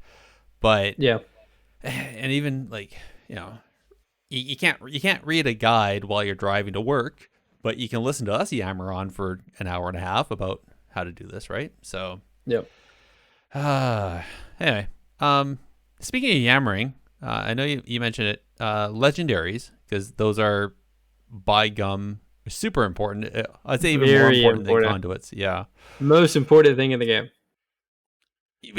All right, so which ones are your most important? I know you listed them off, but again, so right now I am super addicted to it's actually the clawed boots of Endureth. It's the one that you get from turning in I think you get from turning in the, what is it called, the Great Vault quest. It's Endereth, I think. Okay. It might be. I'm not figure 100%. Yeah, something like that. That's for me personally. That I don't share this part of the show notes, so it's okay. Yeah, you're good. The Clawed Boots of Endureth, it is a legendary that increases the cast time of Drain Life and increases the instant healing. Like rather than it being like a slow tick, it's like every single time that it deals damage, it's instantly healing you. So it is massive whenever you're playing double DPS, especially like whenever you're doing like viewer games and what I'm doing on the stream. A lot of times it comes down to the 1v2, and now I have to survive, and it can be super noticeable. That is the game changer. Like I would never be able to get in a dampening as an affliction lock had it not been for that legendary. That with accrued vitality, outrageous. All right, I like it. Sacrilash, that is the legendary I was talking about earlier, though. Like that has its place with the rampant afflictions, absolute corruption. You can play that. A lot of warlocks do play that, especially a lot of the EU warlocks where they're like the dampening. Like that is another option that you can play for sure. Well, It's more damage. Speaking of EU too, I know Walrix is actually playing Decaying Soul Satchel in some of the AWC tournaments last season, and that's a good one for damage, right? The thing with Decaying Soul Satchel, it used to be great for damage, and that was whenever Deathbolt could actually crit. So it increased. So for every enemy that had Soul Rot cast on them, they would have a 5% increased haste. So like if you were to cast a Soul Rot on a BM Hunter, you don't get just 5%, you get 15% because it's on his pets also, right? And it was 5% haste and it was 5% crit. So like I said earlier, how Warlocks play such low crit. If I were to cast that Soul Rot now, whenever I have the extra haste, I have the extra crit. So now my Deathbolt might crit, or my Soul Rot might crit. Like it helped a lot with the crit aspect, like getting you over that hump where now you're at 20% crit, and so you stand a higher chance, obviously. But once they reverted it can't any longer crit, then I'm not the biggest fan of it. I just love Clawed Boots of Endureth. It's a lot of damage, a lot, like you can really, really destroy teams with the Clawed Boots of Endureth with the Soul Rot pair. Like you can just drain people. I just want it for the name of it. That just sounds awesome. It is. It's pretty cool legendary. The claw. Everyone likes The things claw. the claws. Yeah. Oh, sorry, that was a different movie. And all be all. What are you stacking for stats, man? Haste versatility. Haste first, period. Yep. It is the same for all casters across the board. Max it out if you can. Yeah. You play haste versatility as Boomkin. You play it as Mage. You play it as anything really. It is just versatility is so important. Haste is really, really important with dot damage and versatility. I mean, obviously that gives you the damage reduction. Like you need, I think, in order to step into an arena, you need at least 30%. Like I would never go below 30% just because you can take some outrageous damage. I can tell a damage difference because my alt lock has 29% and my main lock has 36%. I can tell a massive difference in just that 5%. Wait, I just had an idea. And this is a nice little segue into the next section with strategies. Or not strategies, comps. But have you ever played? I know no one plays this, but have you ever considered playing with like a Kyrian Boomkin? I have. So I actually fought that. I fought that at like 2,800, and they were just doing setups after setups after setups on our healer, where they would root beam, and it was Affliction Lock, Boomkin, Holy Pally, and they would Hodge root beam at the same time. So the healer's silenced and he's stunned. So like Priest would get absolutely decimated, and they would just Soul Rot, Phantom Singularity, Death Bolt every single time. Because it was pretty crazy. When they press the Kyrian with the legendary, you'll have much 16%. Yes. Oh my So gosh. much haste. So whenever I step into the arena, I'm at, I think it's 40 or 38% haste baseline. And then whenever you press that, then I shoot up to like 40, 48 or something like that. It's pretty crazy. That with Dark Soul, like I think the most haste I can get up to is like 86. So it's like almost BFA haste. Wow. It's pretty crazy. So like it's almost impossible to kick a death bolt at that point. So in seems good. In the Discord they keep talking about, we're having a conversation about a week ago or so, looking at 9.2 with the trinket change, the trinket bonus. Right. So right now with the trinket bonus, if you have the 2 trinkets, you have that increased versatility. But now that's going away, and we're wondering how that affects the DR return on versatility. And does that now, are we now looking at a soft cap where we just go to 30% on versatility and then start stacking other stats? Or do you keep going past it regardless, knowing that there's a bit of a DR, but it's just too good of a stat? So versatility is really, really, really important, obviously. But after 30%, I don't think it makes the biggest deal. Once you hit that 30%, and haste is pretty much the same way. Like once you're at that 30% mark, that's really all you need. You don't need. I mean, it is cool having like the Kyrian Boomkin buff or the Resto Druid that's playing Kyrian. Like it is nice, but you don't need it. Okay. So like I think the versatility, like the reversion, I think they're doing stamina now, if I'm not mistaken. Yeah. For the bonus, I think it's a little bit of stamina. I'm not 100% sure how that's going to play out. With double legendary, you don't have that 40% bonus. Just because it's like a hidden stat, you don't really know how much it matters until you find out how much it matters. So we will find out in 9.2 how hard a warrior can hit a warlock. It's going to be interesting. So I think my understanding is the DR is only on your static stats. All those bonuses aren't affected by DR. So if you have, like you said, 30 something, whatever haste, and then you get a bonus or a buff on top of that puts you up to 70, that additional doesn't have a DR on it. So so that's different. But yeah, I was just kind of curious what your take on that was. Yeah, I think most classes want around that 30% haste. I know Hunter. I play Hunter pretty often. I normally try to get Gladiator on Hunter and Warlock. But Survival Hunter, for example, is like once you're at that 30% haste, you don't want any more. Like you want to start going, you want to get away from haste. You want to get that versatility. You don't want to go over 30%. But it's noticeable in certain classes for sure. Okay. And just one other question: is there any possibility, like, would a mastery crit build be anything in the future, or is that just like too ridiculous? I could see a haste mastery build being decent. Critical strike being nerfed in PvP, I can't see that ever being a thing. Just because I mean, dots can crit, but dots critting is not going to win a game. Yeah. Like I'm going from 1,000 to a 1,700, that's not going to kill someone. Yeah. Rather than like a lot of mastery could increase that dot from a 1,700 to maybe a 3K. That could change the game, but that is, I think that would be more of a Destro, because Destro actually has a built-in, like the I can't think of what it's called, mastery with the chaotic energies. So they actually have a little bit of a healing absorption built in with the mastery component. So you have a damage reduction. So I think that would be more of a Destro thing than an Affliction thing, because Affliction doesn't have that. So the mastery doesn't really benefit. It only benefits the damage component. So I think haste versatility is just baseline going to be best for Affliction for sure. Okay. I appreciate it, man. I appreciate you. Absolutely. Big. I know you're always about comps, man. You're always about tier lists and that. Why don't you scratch this one? Yeah. Ooh. So what comps do you think are the best for 2v2? Start with 2v2. 2v2, I think one of the most underrated comps in the game. But my favorite, I love playing with a Feral Druid, and I like playing with a Shadow Priest as well. Like those two are like the Feral Druid is one of those people are gonna hate me, but I will a healer instantly. Like if I get to the second Dark Soul, the game's over.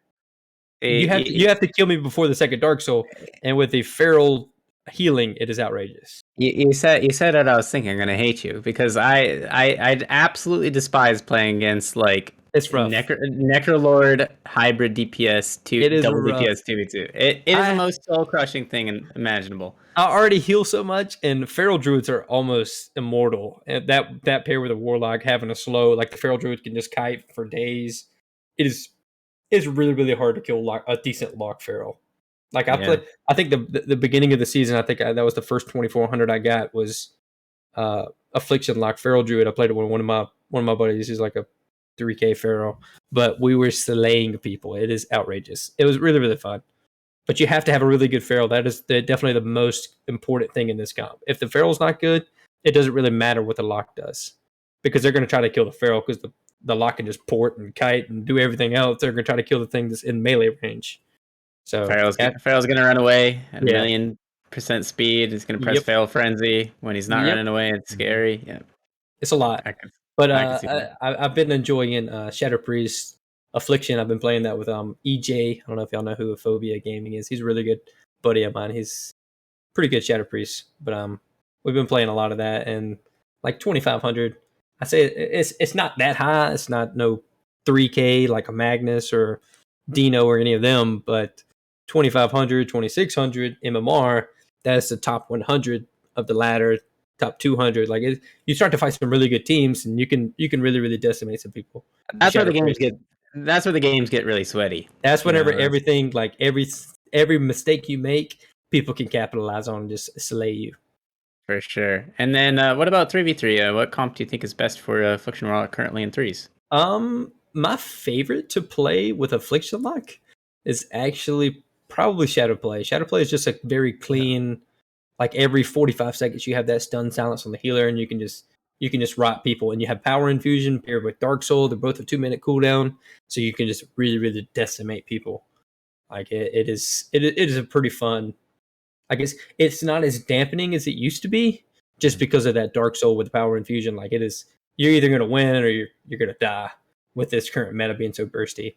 But it is a fun comp to play. I think overall that's probably the best. Like I've played, I don't know if y'all know who Do Overload is. He's an elemental shaman who plays the Vesper Totem legendary. Oh, that's good. And let me tell you, I'm kiting my life away, and then randomly out of nowhere you'll hit a 50,000 Vesper Totem, and I'm just like, well, that game was fun. Like it is outrageous. Like that's another.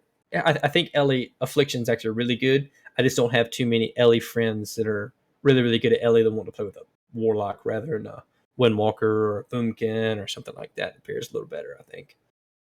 Of course. I've really been enjoying Mage Lock, but Vinruki makes me play Demonology. He's like, I don't want to play with an Affliction Lock and damn it, people. Give me a stun. So I've been playing Demo with Vin. That's funny. But it is fun. So I'm sure someone has been, so I'm sure there's some listeners who don't play Affliction who get maybe frustrated by Affliction.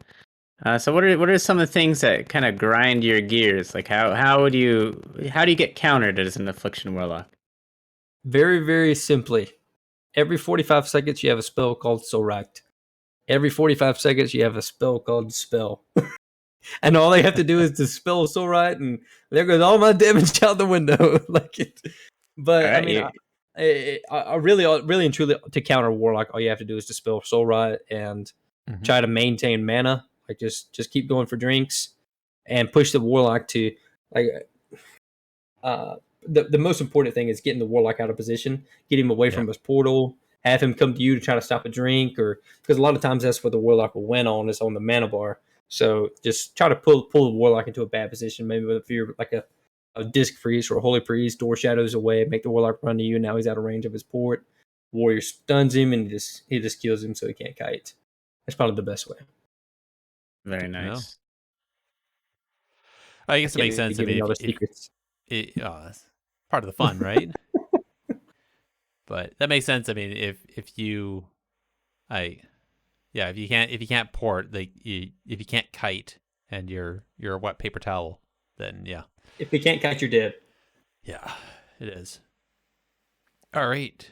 I'm gonna take this one. The favorite question that of mine, at least, is the one thing you would change. So again, I guess scenario wise, the devs, Ian and the big devs of Blizzard come to you, Roxy, and say, yo, so what's one thing about Affliction Locks that you'd really like to change? Doesn't matter, don't worry about cost, don't worry about how ridiculous it is or whatever.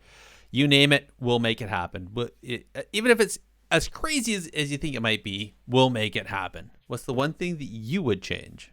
Like, I really don't think my change would be as altering to the game as people would like normally ask for. Yeah. I simply like the biggest thing that would be like just baseline fantastic is if you just had Rampant Afflictions baseline. If I could cast UA on 3 targets rather than only having that one target where that healer knows who I'm targeting, he knows who I'm going to try to kill. I'm going to try to kill the one with a UA on it.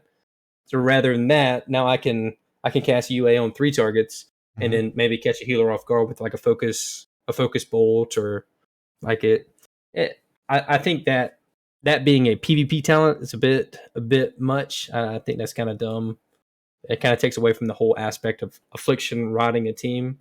Yep. Like I can only put that on one target without playing the PvP talent Rampant Afflictions. I would like to see that baseline. I think that would be a huge difference to Warlock in that way, because I've seen, like, I'm sure you all know who Maldiva is. Yeah. Rank 1 Warlock, one of BlizzCon competitors. Fantastic Warlock, but he has to, like, whenever he's playing with Metaphors and all them, he'll actually drop Demon Armor versus like a Ret Warrior where he could potentially get one shot. He has to drop that for Rampant Affliction so that they can actually have pressure while the mage is being trained by the Ret Warrior. So I think that's a bit much. If you're not going to give us Demon Armor baseline, I feel like you should at least give us Rampant Affliction baseline. Like, don't make it like a choice. I feel like that would be a good change. I like it. Either that or Demon Armor. Demon Armor would be nice too, but I think Rampant Affliction would be more nice. Whenever you're fighting casters, you're not going to be playing Demon Armor anyway. So I think the Rampant Affliction baseline would just be best. All right, I like it. Big. Do you have anything you'd like to change? Well, I always say the same thing. Maybe this is a boring answer, but I think any way to kind of reduce the grinds that are currently in WoW, I think would be nice. I know there are some catch-up systems, but I think there could be more done on that end. Okay. I think I just want to be able to press it, make an ult and have it ready for competition in a very short period of time. And that would be ideal for me. Bring That'd be back so nice. Bring back the PV the pay to you the tournament realm that you pay into. Yep. Yeah. All right. So you're gonna say you said something there, Roxy? I think I talked over you. I wasn't even thinking about like the honor challenge. I was just thinking about like Warlock in general. But yeah, if I could change anything, 100% would be the honor grind. It is outrageous. Like I've been trying to gear my warrior, and if I'm not playing my warrior nonstop, then it's just not getting any gear, and that is pretty frustrating. I can't catch up. Like I think I'm on like 1900, but I can't get any higher because I'm getting one shot as a warrior. That should never happen. But it's just because of gear. So the gear gate is pretty massive. I'd like to see that changed. All right, and that's kind of why I said like just warlocks, because there's so many different things to change about the game, and we've talked about gearing here a few times, and it's there on the forums, it's there in the Reddits, it's there everywhere. I think, for sure. The one thing I'm going to change is I'm imagining when a warlock ports, when you go to teleport, I would love if it had like a little micro vortex stun. So if something's sitting on top of you when you port, it like, so let's say it's DK Warrior or whatever, they get sucked in quickly to wherever you ported from. And imagining like, when you know, like in video games or in movies, when somebody ports and it has like that little pop and there's like that little sonic boom that happens when like, because there's a vacation of space. I want that to happen where like you port, and so the two characters kind of get sucked into like a vortex and then get stunned there because the sonic concussion. That would be pretty nice. Yeah, and it can be short. It can be just like 2 seconds or something like that, right? There's like a daze. Yeah, and then you port to wherever your port was. So that could be interesting. Yeah. I think people would hate that. Oh yeah, the melee clips would hate that. Well, like, then let's go to Warlock. I'm stunned. Yeah, get off my back, man. Yeah, That'd be interesting. Don't follow that closely. Hello. Actually, do you know what would be fun to have as a Warlock? Maybe someone could make this into an add-on. Remember that game Crazy Taxi, where you have that arrow and it's telling you where to drive? If you ever played that game. Yeah, I think I did. There should be a Crazy Taxi add-on for your port that shows the direction of where your port is. Because my experience playing Warlock, I used to play Warlock every now and then. It's like, it's fun, and you sometimes you just forget where your port is though, and then you port and you're like, oh crap, like, oh my god, like I should have remembered where I put this thing. But if you had like a giant arrow that pointed exactly where your port is, that'd be perfect. I think there's a number of Windwalkers that need that as well. Oh my gosh, it's even harder. I know, you have to reset it every time you port. Yeah, it's like, oh my god. That would be a nightmare. I can't even remember where I put my keys, It's like, where did I put my port? I'm like, oh my god. So I accidentally fat fingered my port the other day. I was fighting against a warrior, and I fat fingered port and set it down right beside him, completely forgot. I went to go port his avatar and ported 2 inches. I was like, well, I am super dead. I'm not getting away from this one. I am gone. I ported the second that he pressed Avatar Warbreaker, and I insted that. Oh. But that was my own I'm sure he fault. was probably laughing on the other side of the screen. Oh, yeah, he was thriving. That's hilarious. Well, why don't we talk about PvP news, and then we'll get out of this. Here we go. Okay. All right. Who ordered up an extra large can of whoop ass? Oh, yes, Millhouse. Who did order up an extra large can of whoop ass? I think if you really want to see a good can of whoop ass opening, go over to the Oasis Twitch channel. I think it's oh no, I just brain farted it. It's Twitch Oasis_WoW. That's what it was. They did a year-end TV 2v2 tournament back on the 29th of December. The VOD should still be up on the Twitch channel. A little quick shout out to Wu-Tang Clones and Bill Downs, who were playing Survival Hunter Resto Druid for winning the cup. So that apparently was a really fun tournament to watch. It was similar to the one we talked about earlier. It was a solo sign up. So those players had signed up. The Oasis crew made the teams. And then those 2 players ended up being paired together and went all the way to the end. So congratulations to them. Very nice. What a good pair. Pardon me? I'm sorry. This Survival Hunter Resto Druid is such a good pair to get. Yeah. It was really nice. Hit the lottery right there. I know, he did. He really did. So my understanding is that one wasn't random, that they actually tried to create okay. So they had quality, to queue up that. Quality comps. So yeah. Okay. That's cool then. Yeah. And Really then Greystone, we talked about this one for the WoW PvP community. They had a 3v3 arena tournament. They hosted that on the 8th of January. And congratulations to the team 1600 Andes for winning that tournament. Again, like always, we always talk about, I know you're smiling about the names, eh? The name 1600 Andes is good. Great. Hot fixes. Do you guys see any hot fixes that kind of stood out to you at all? Or I didn't see much really that happened. I mean, nothing happened really much over the holidays, right? So.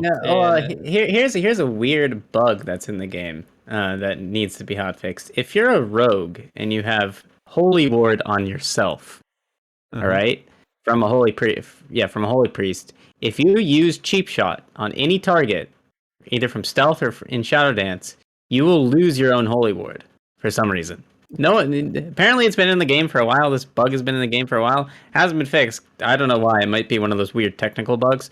But if you're a rogue with holy ward out there, don't be pressing cheap shot because you'll lose your own holy ward. That's pretty funny. Very weird. That's the, odd. the best hot fix I think was the Necro Warrior being fixed from the shattering throw. That was outrageous. Oh yeah, that's, yeah, that was. Who That was knows? nuts. That was so insane. It slipped through the crack a little bit, I guess. you Yeah. know? Just a little bit. Just the one thing I did see, if you saw this one, apparently Outlaw Rogues, their Slice and Dice would trigger their Take a Cut PvP talent. That got fixed. I think really that's the only thing I saw that's actually a PvP hotfix in the last 4 weeks. But I'm sure, fingers crossed, that we'll see some more hotfixes for PvP in the near future. Right, guys? Wink, wink. Yes. Talking about other news, I don't know if anybody follows a person. Kristen is her name. She goes by Minor as her avatar, her alias. She was on the esports team, so she was a high-ranked PvPer. Joined up to the esports team. Done a few BlizzCons and whatnot, and she just announced that she is moving from the esports team over to the WoW dev team. So huge congratulations to her. That is good. Yeah. Yeah. She has some solid PvP experience. She's very, very, very passionate and very smart woman. So looking forward to seeing what she does on the team there. And as a little bit of trivia, she was once one of the highest rated people in the world. Granted, it was the time where MMR was bugged at the time, but she was like rank 1 on the ladder. Yeah. That was like 3,400 or something. But yeah, Miners is definitely an excellent person to have. And like any PvPer should be really excited for this news because she's loves WoW esports and loves PvP. It's always good to have a good PvP on the dev team. There we go. So I will admit, I reached out to her right when she announced this to congratulate her specifically. She's not sure exactly where in the team she's going or what the tasks that are going to be given to her, I guess. But that should be sorted out soon, and we'll have a better idea where she's working in the team in the near future. In the meantime, that is 2 people that have recently left the esports team. That's herself and D Machine. So I know that they had a position opening. They're trying to backfill those 2 spots. So if you're interested in joining Blizzard and being part of the WoW esports team, I highly recommend you go over to the jobs and apply.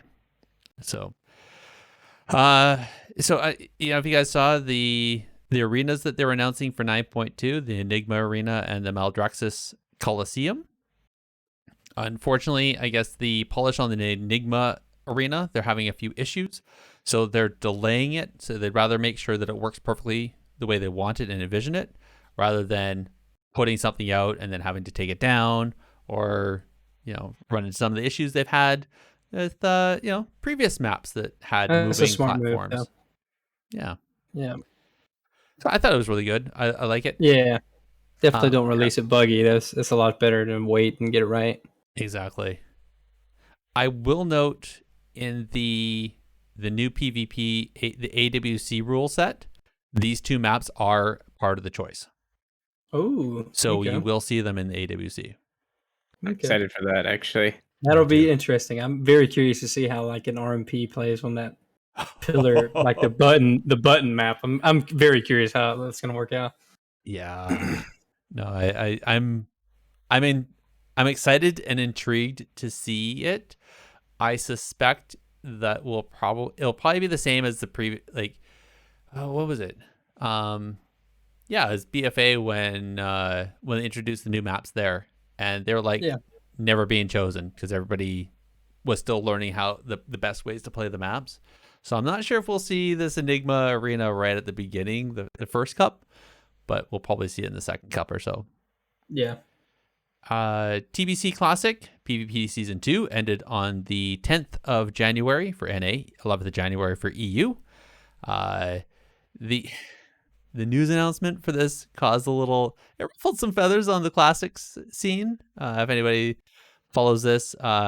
So about 2 weeks before, Blizzard had announced that it was going to happen on the 10th or the 11th, but they didn't give an exact time.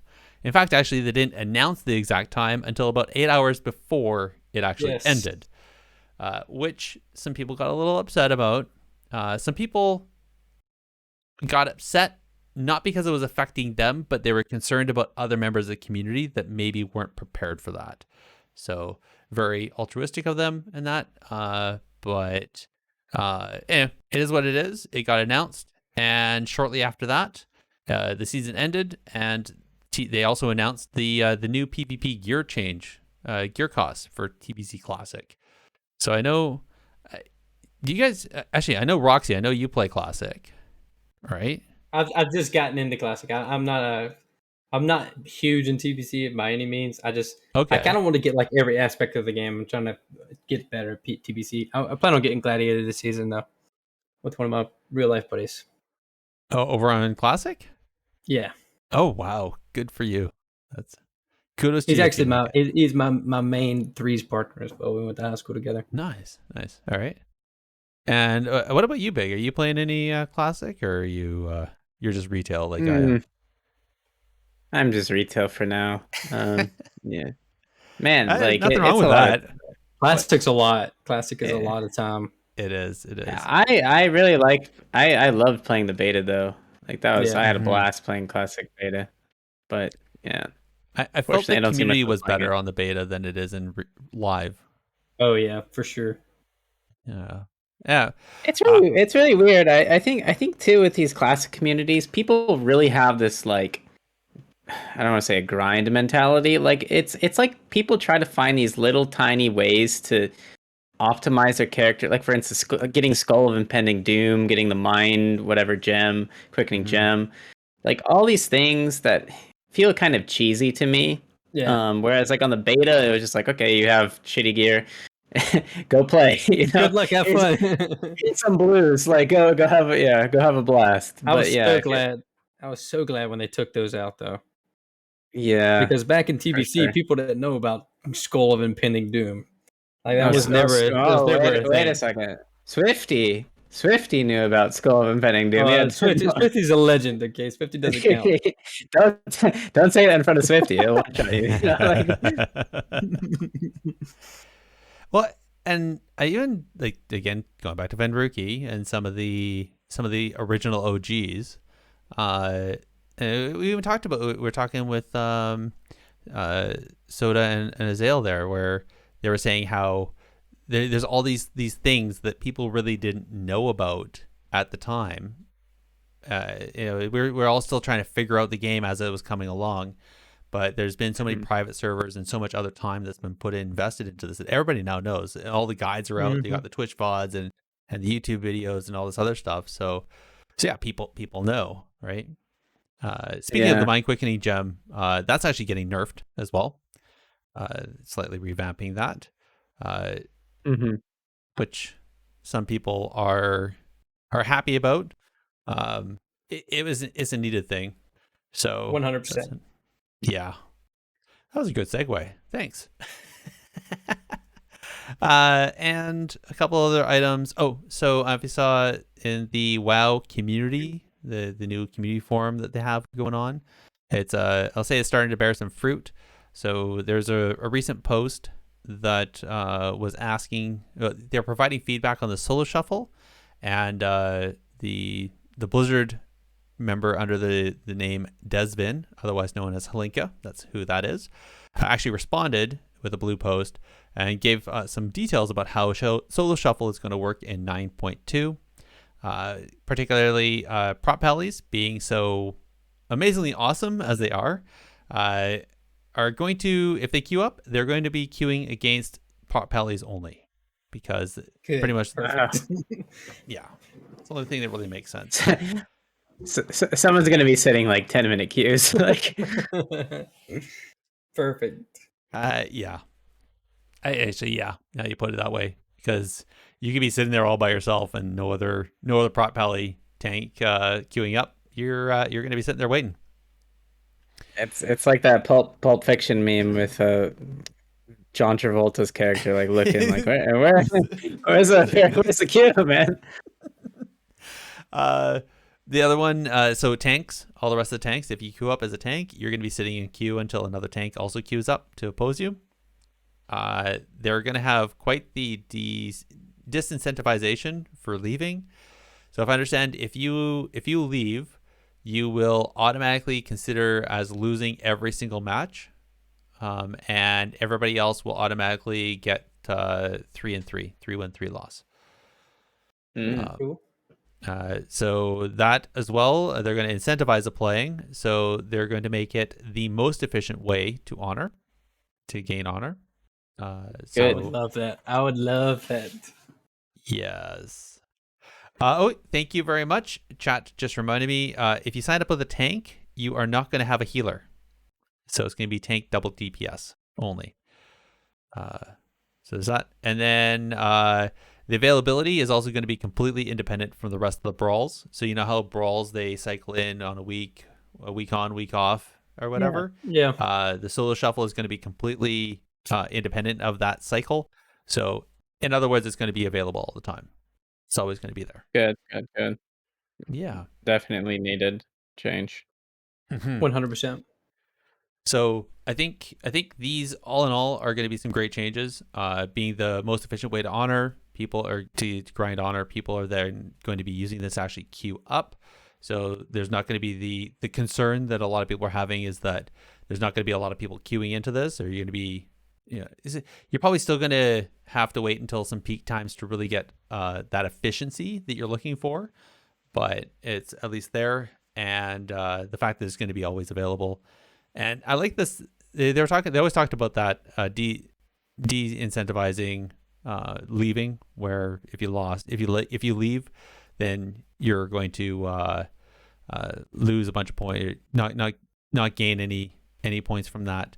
If I remember correctly, they are worried about if you're disconnecting.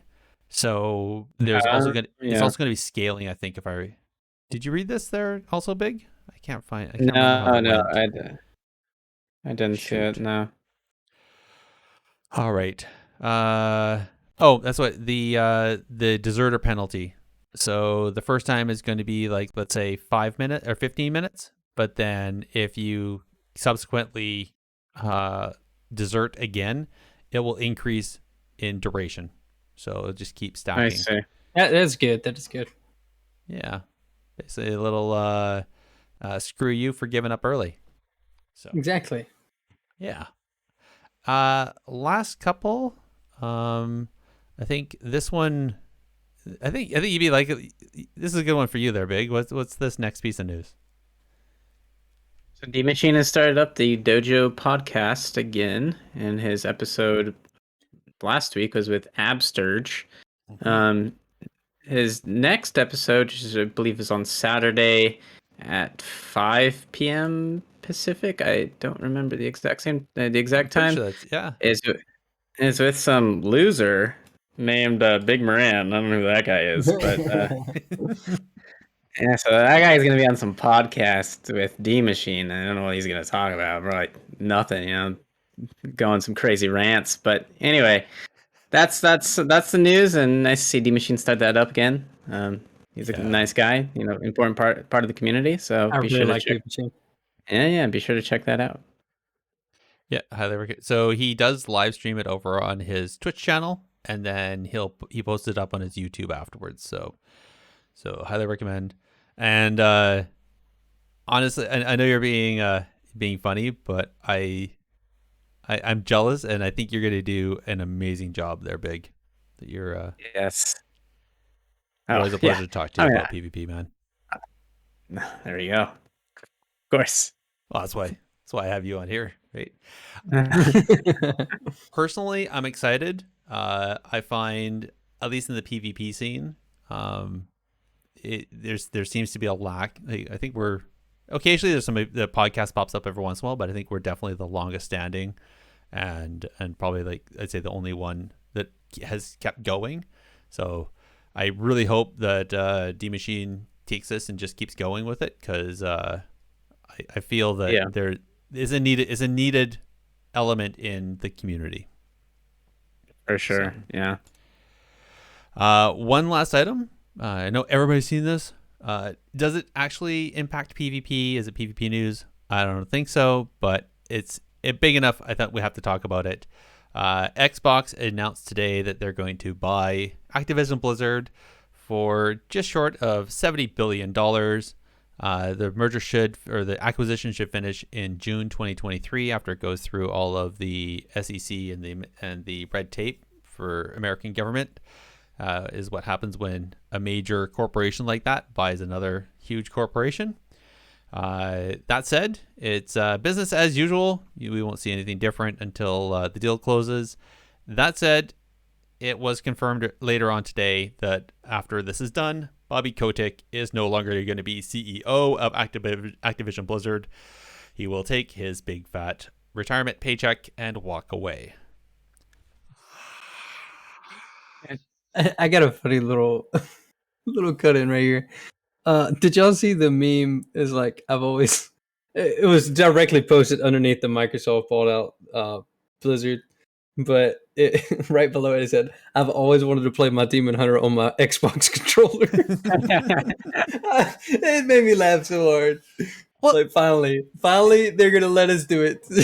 Well, it's funny. I was talking to my wife earlier about this because with Shadowlands, they actually implemented controllers. That implemented that hard baked into World of Warcraft.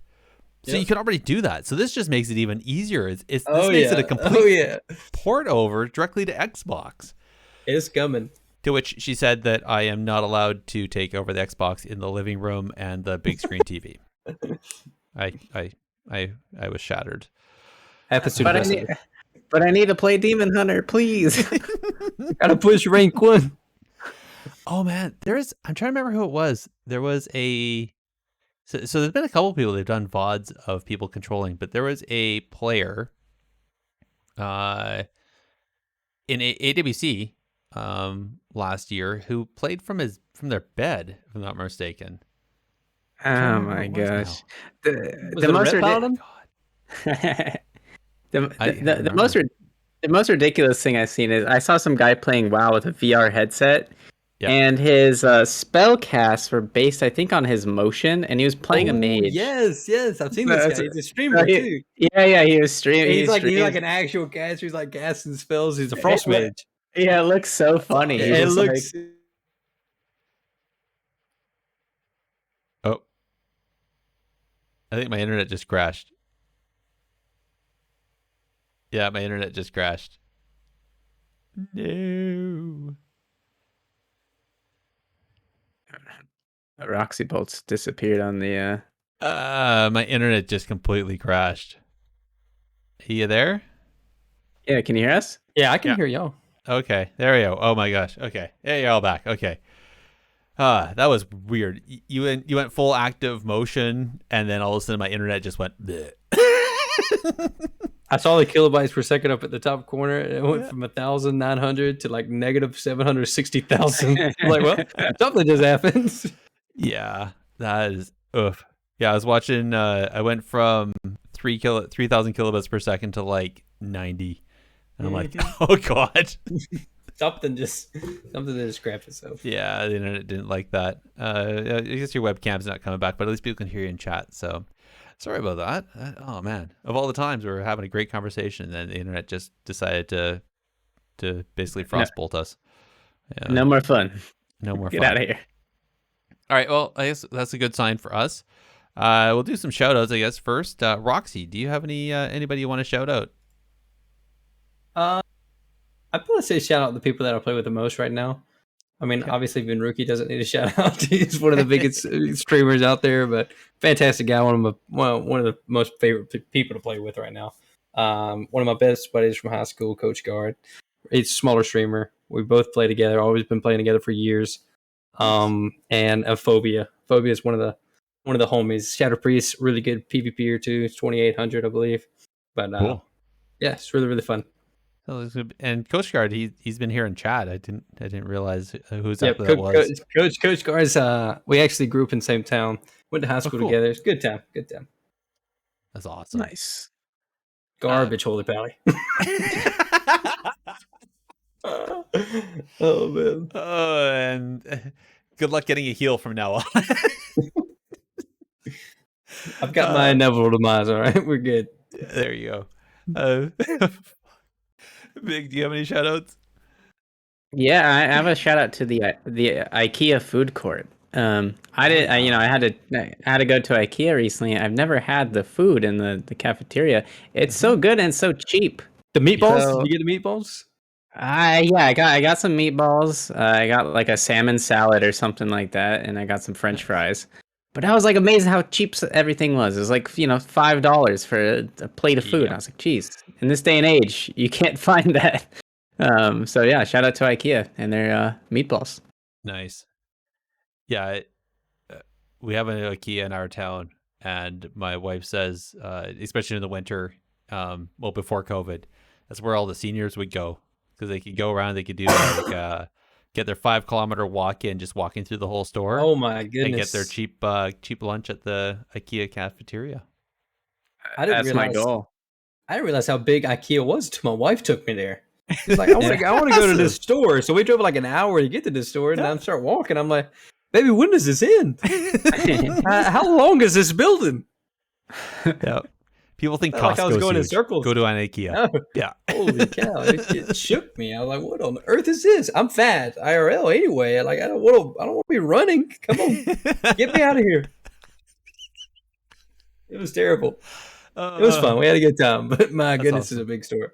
It is. The one thing I like is that there's always some stuff there that you can't get online.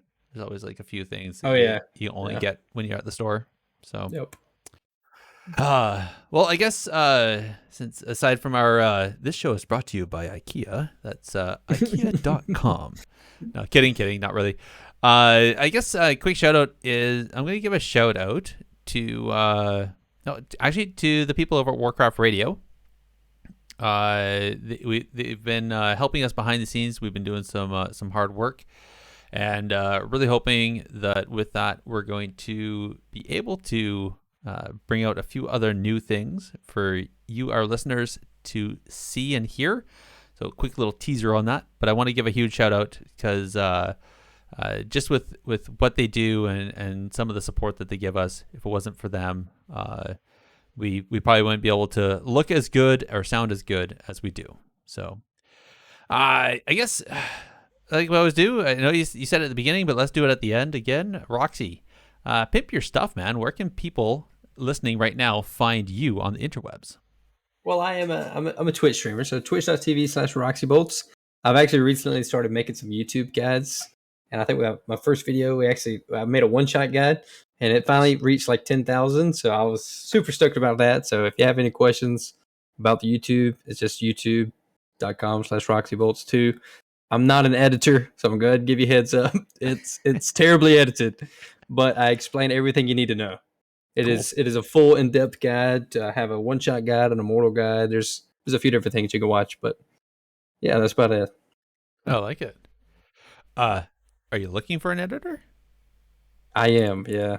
All right. Well, there you go, listeners. If any of you are a listener or that are an editor, go find Roxy. Give him a hand. I need one. Yeah. Oh, I think we all need help. Oh yeah. All right. Big, why don't you list off where our listeners can reach us? So you can reach us. I actually wasn't ready for this. I zoned out for a second. Yeah, so you can contact us directly with a tweet to at technically_PvP or by an email to technicallypvp@gmail.com. You can also join our discussions on the Warcraft Radio Discord. Sorry, and typing. You can also visit the Warcraft Radio website to find the podcast directory with us and many other great shows at warcraftradio.com. And as always, the directory has a review system, so head on over there and tell everybody what you think of your favorite shows. And maybe go perusing and find a new show that you haven't seen or heard of before. Like always, these links are going to be in the show notes. I want to thank everyone for listening, and we'll talk to you next time. Have a good night, everybody. See ya.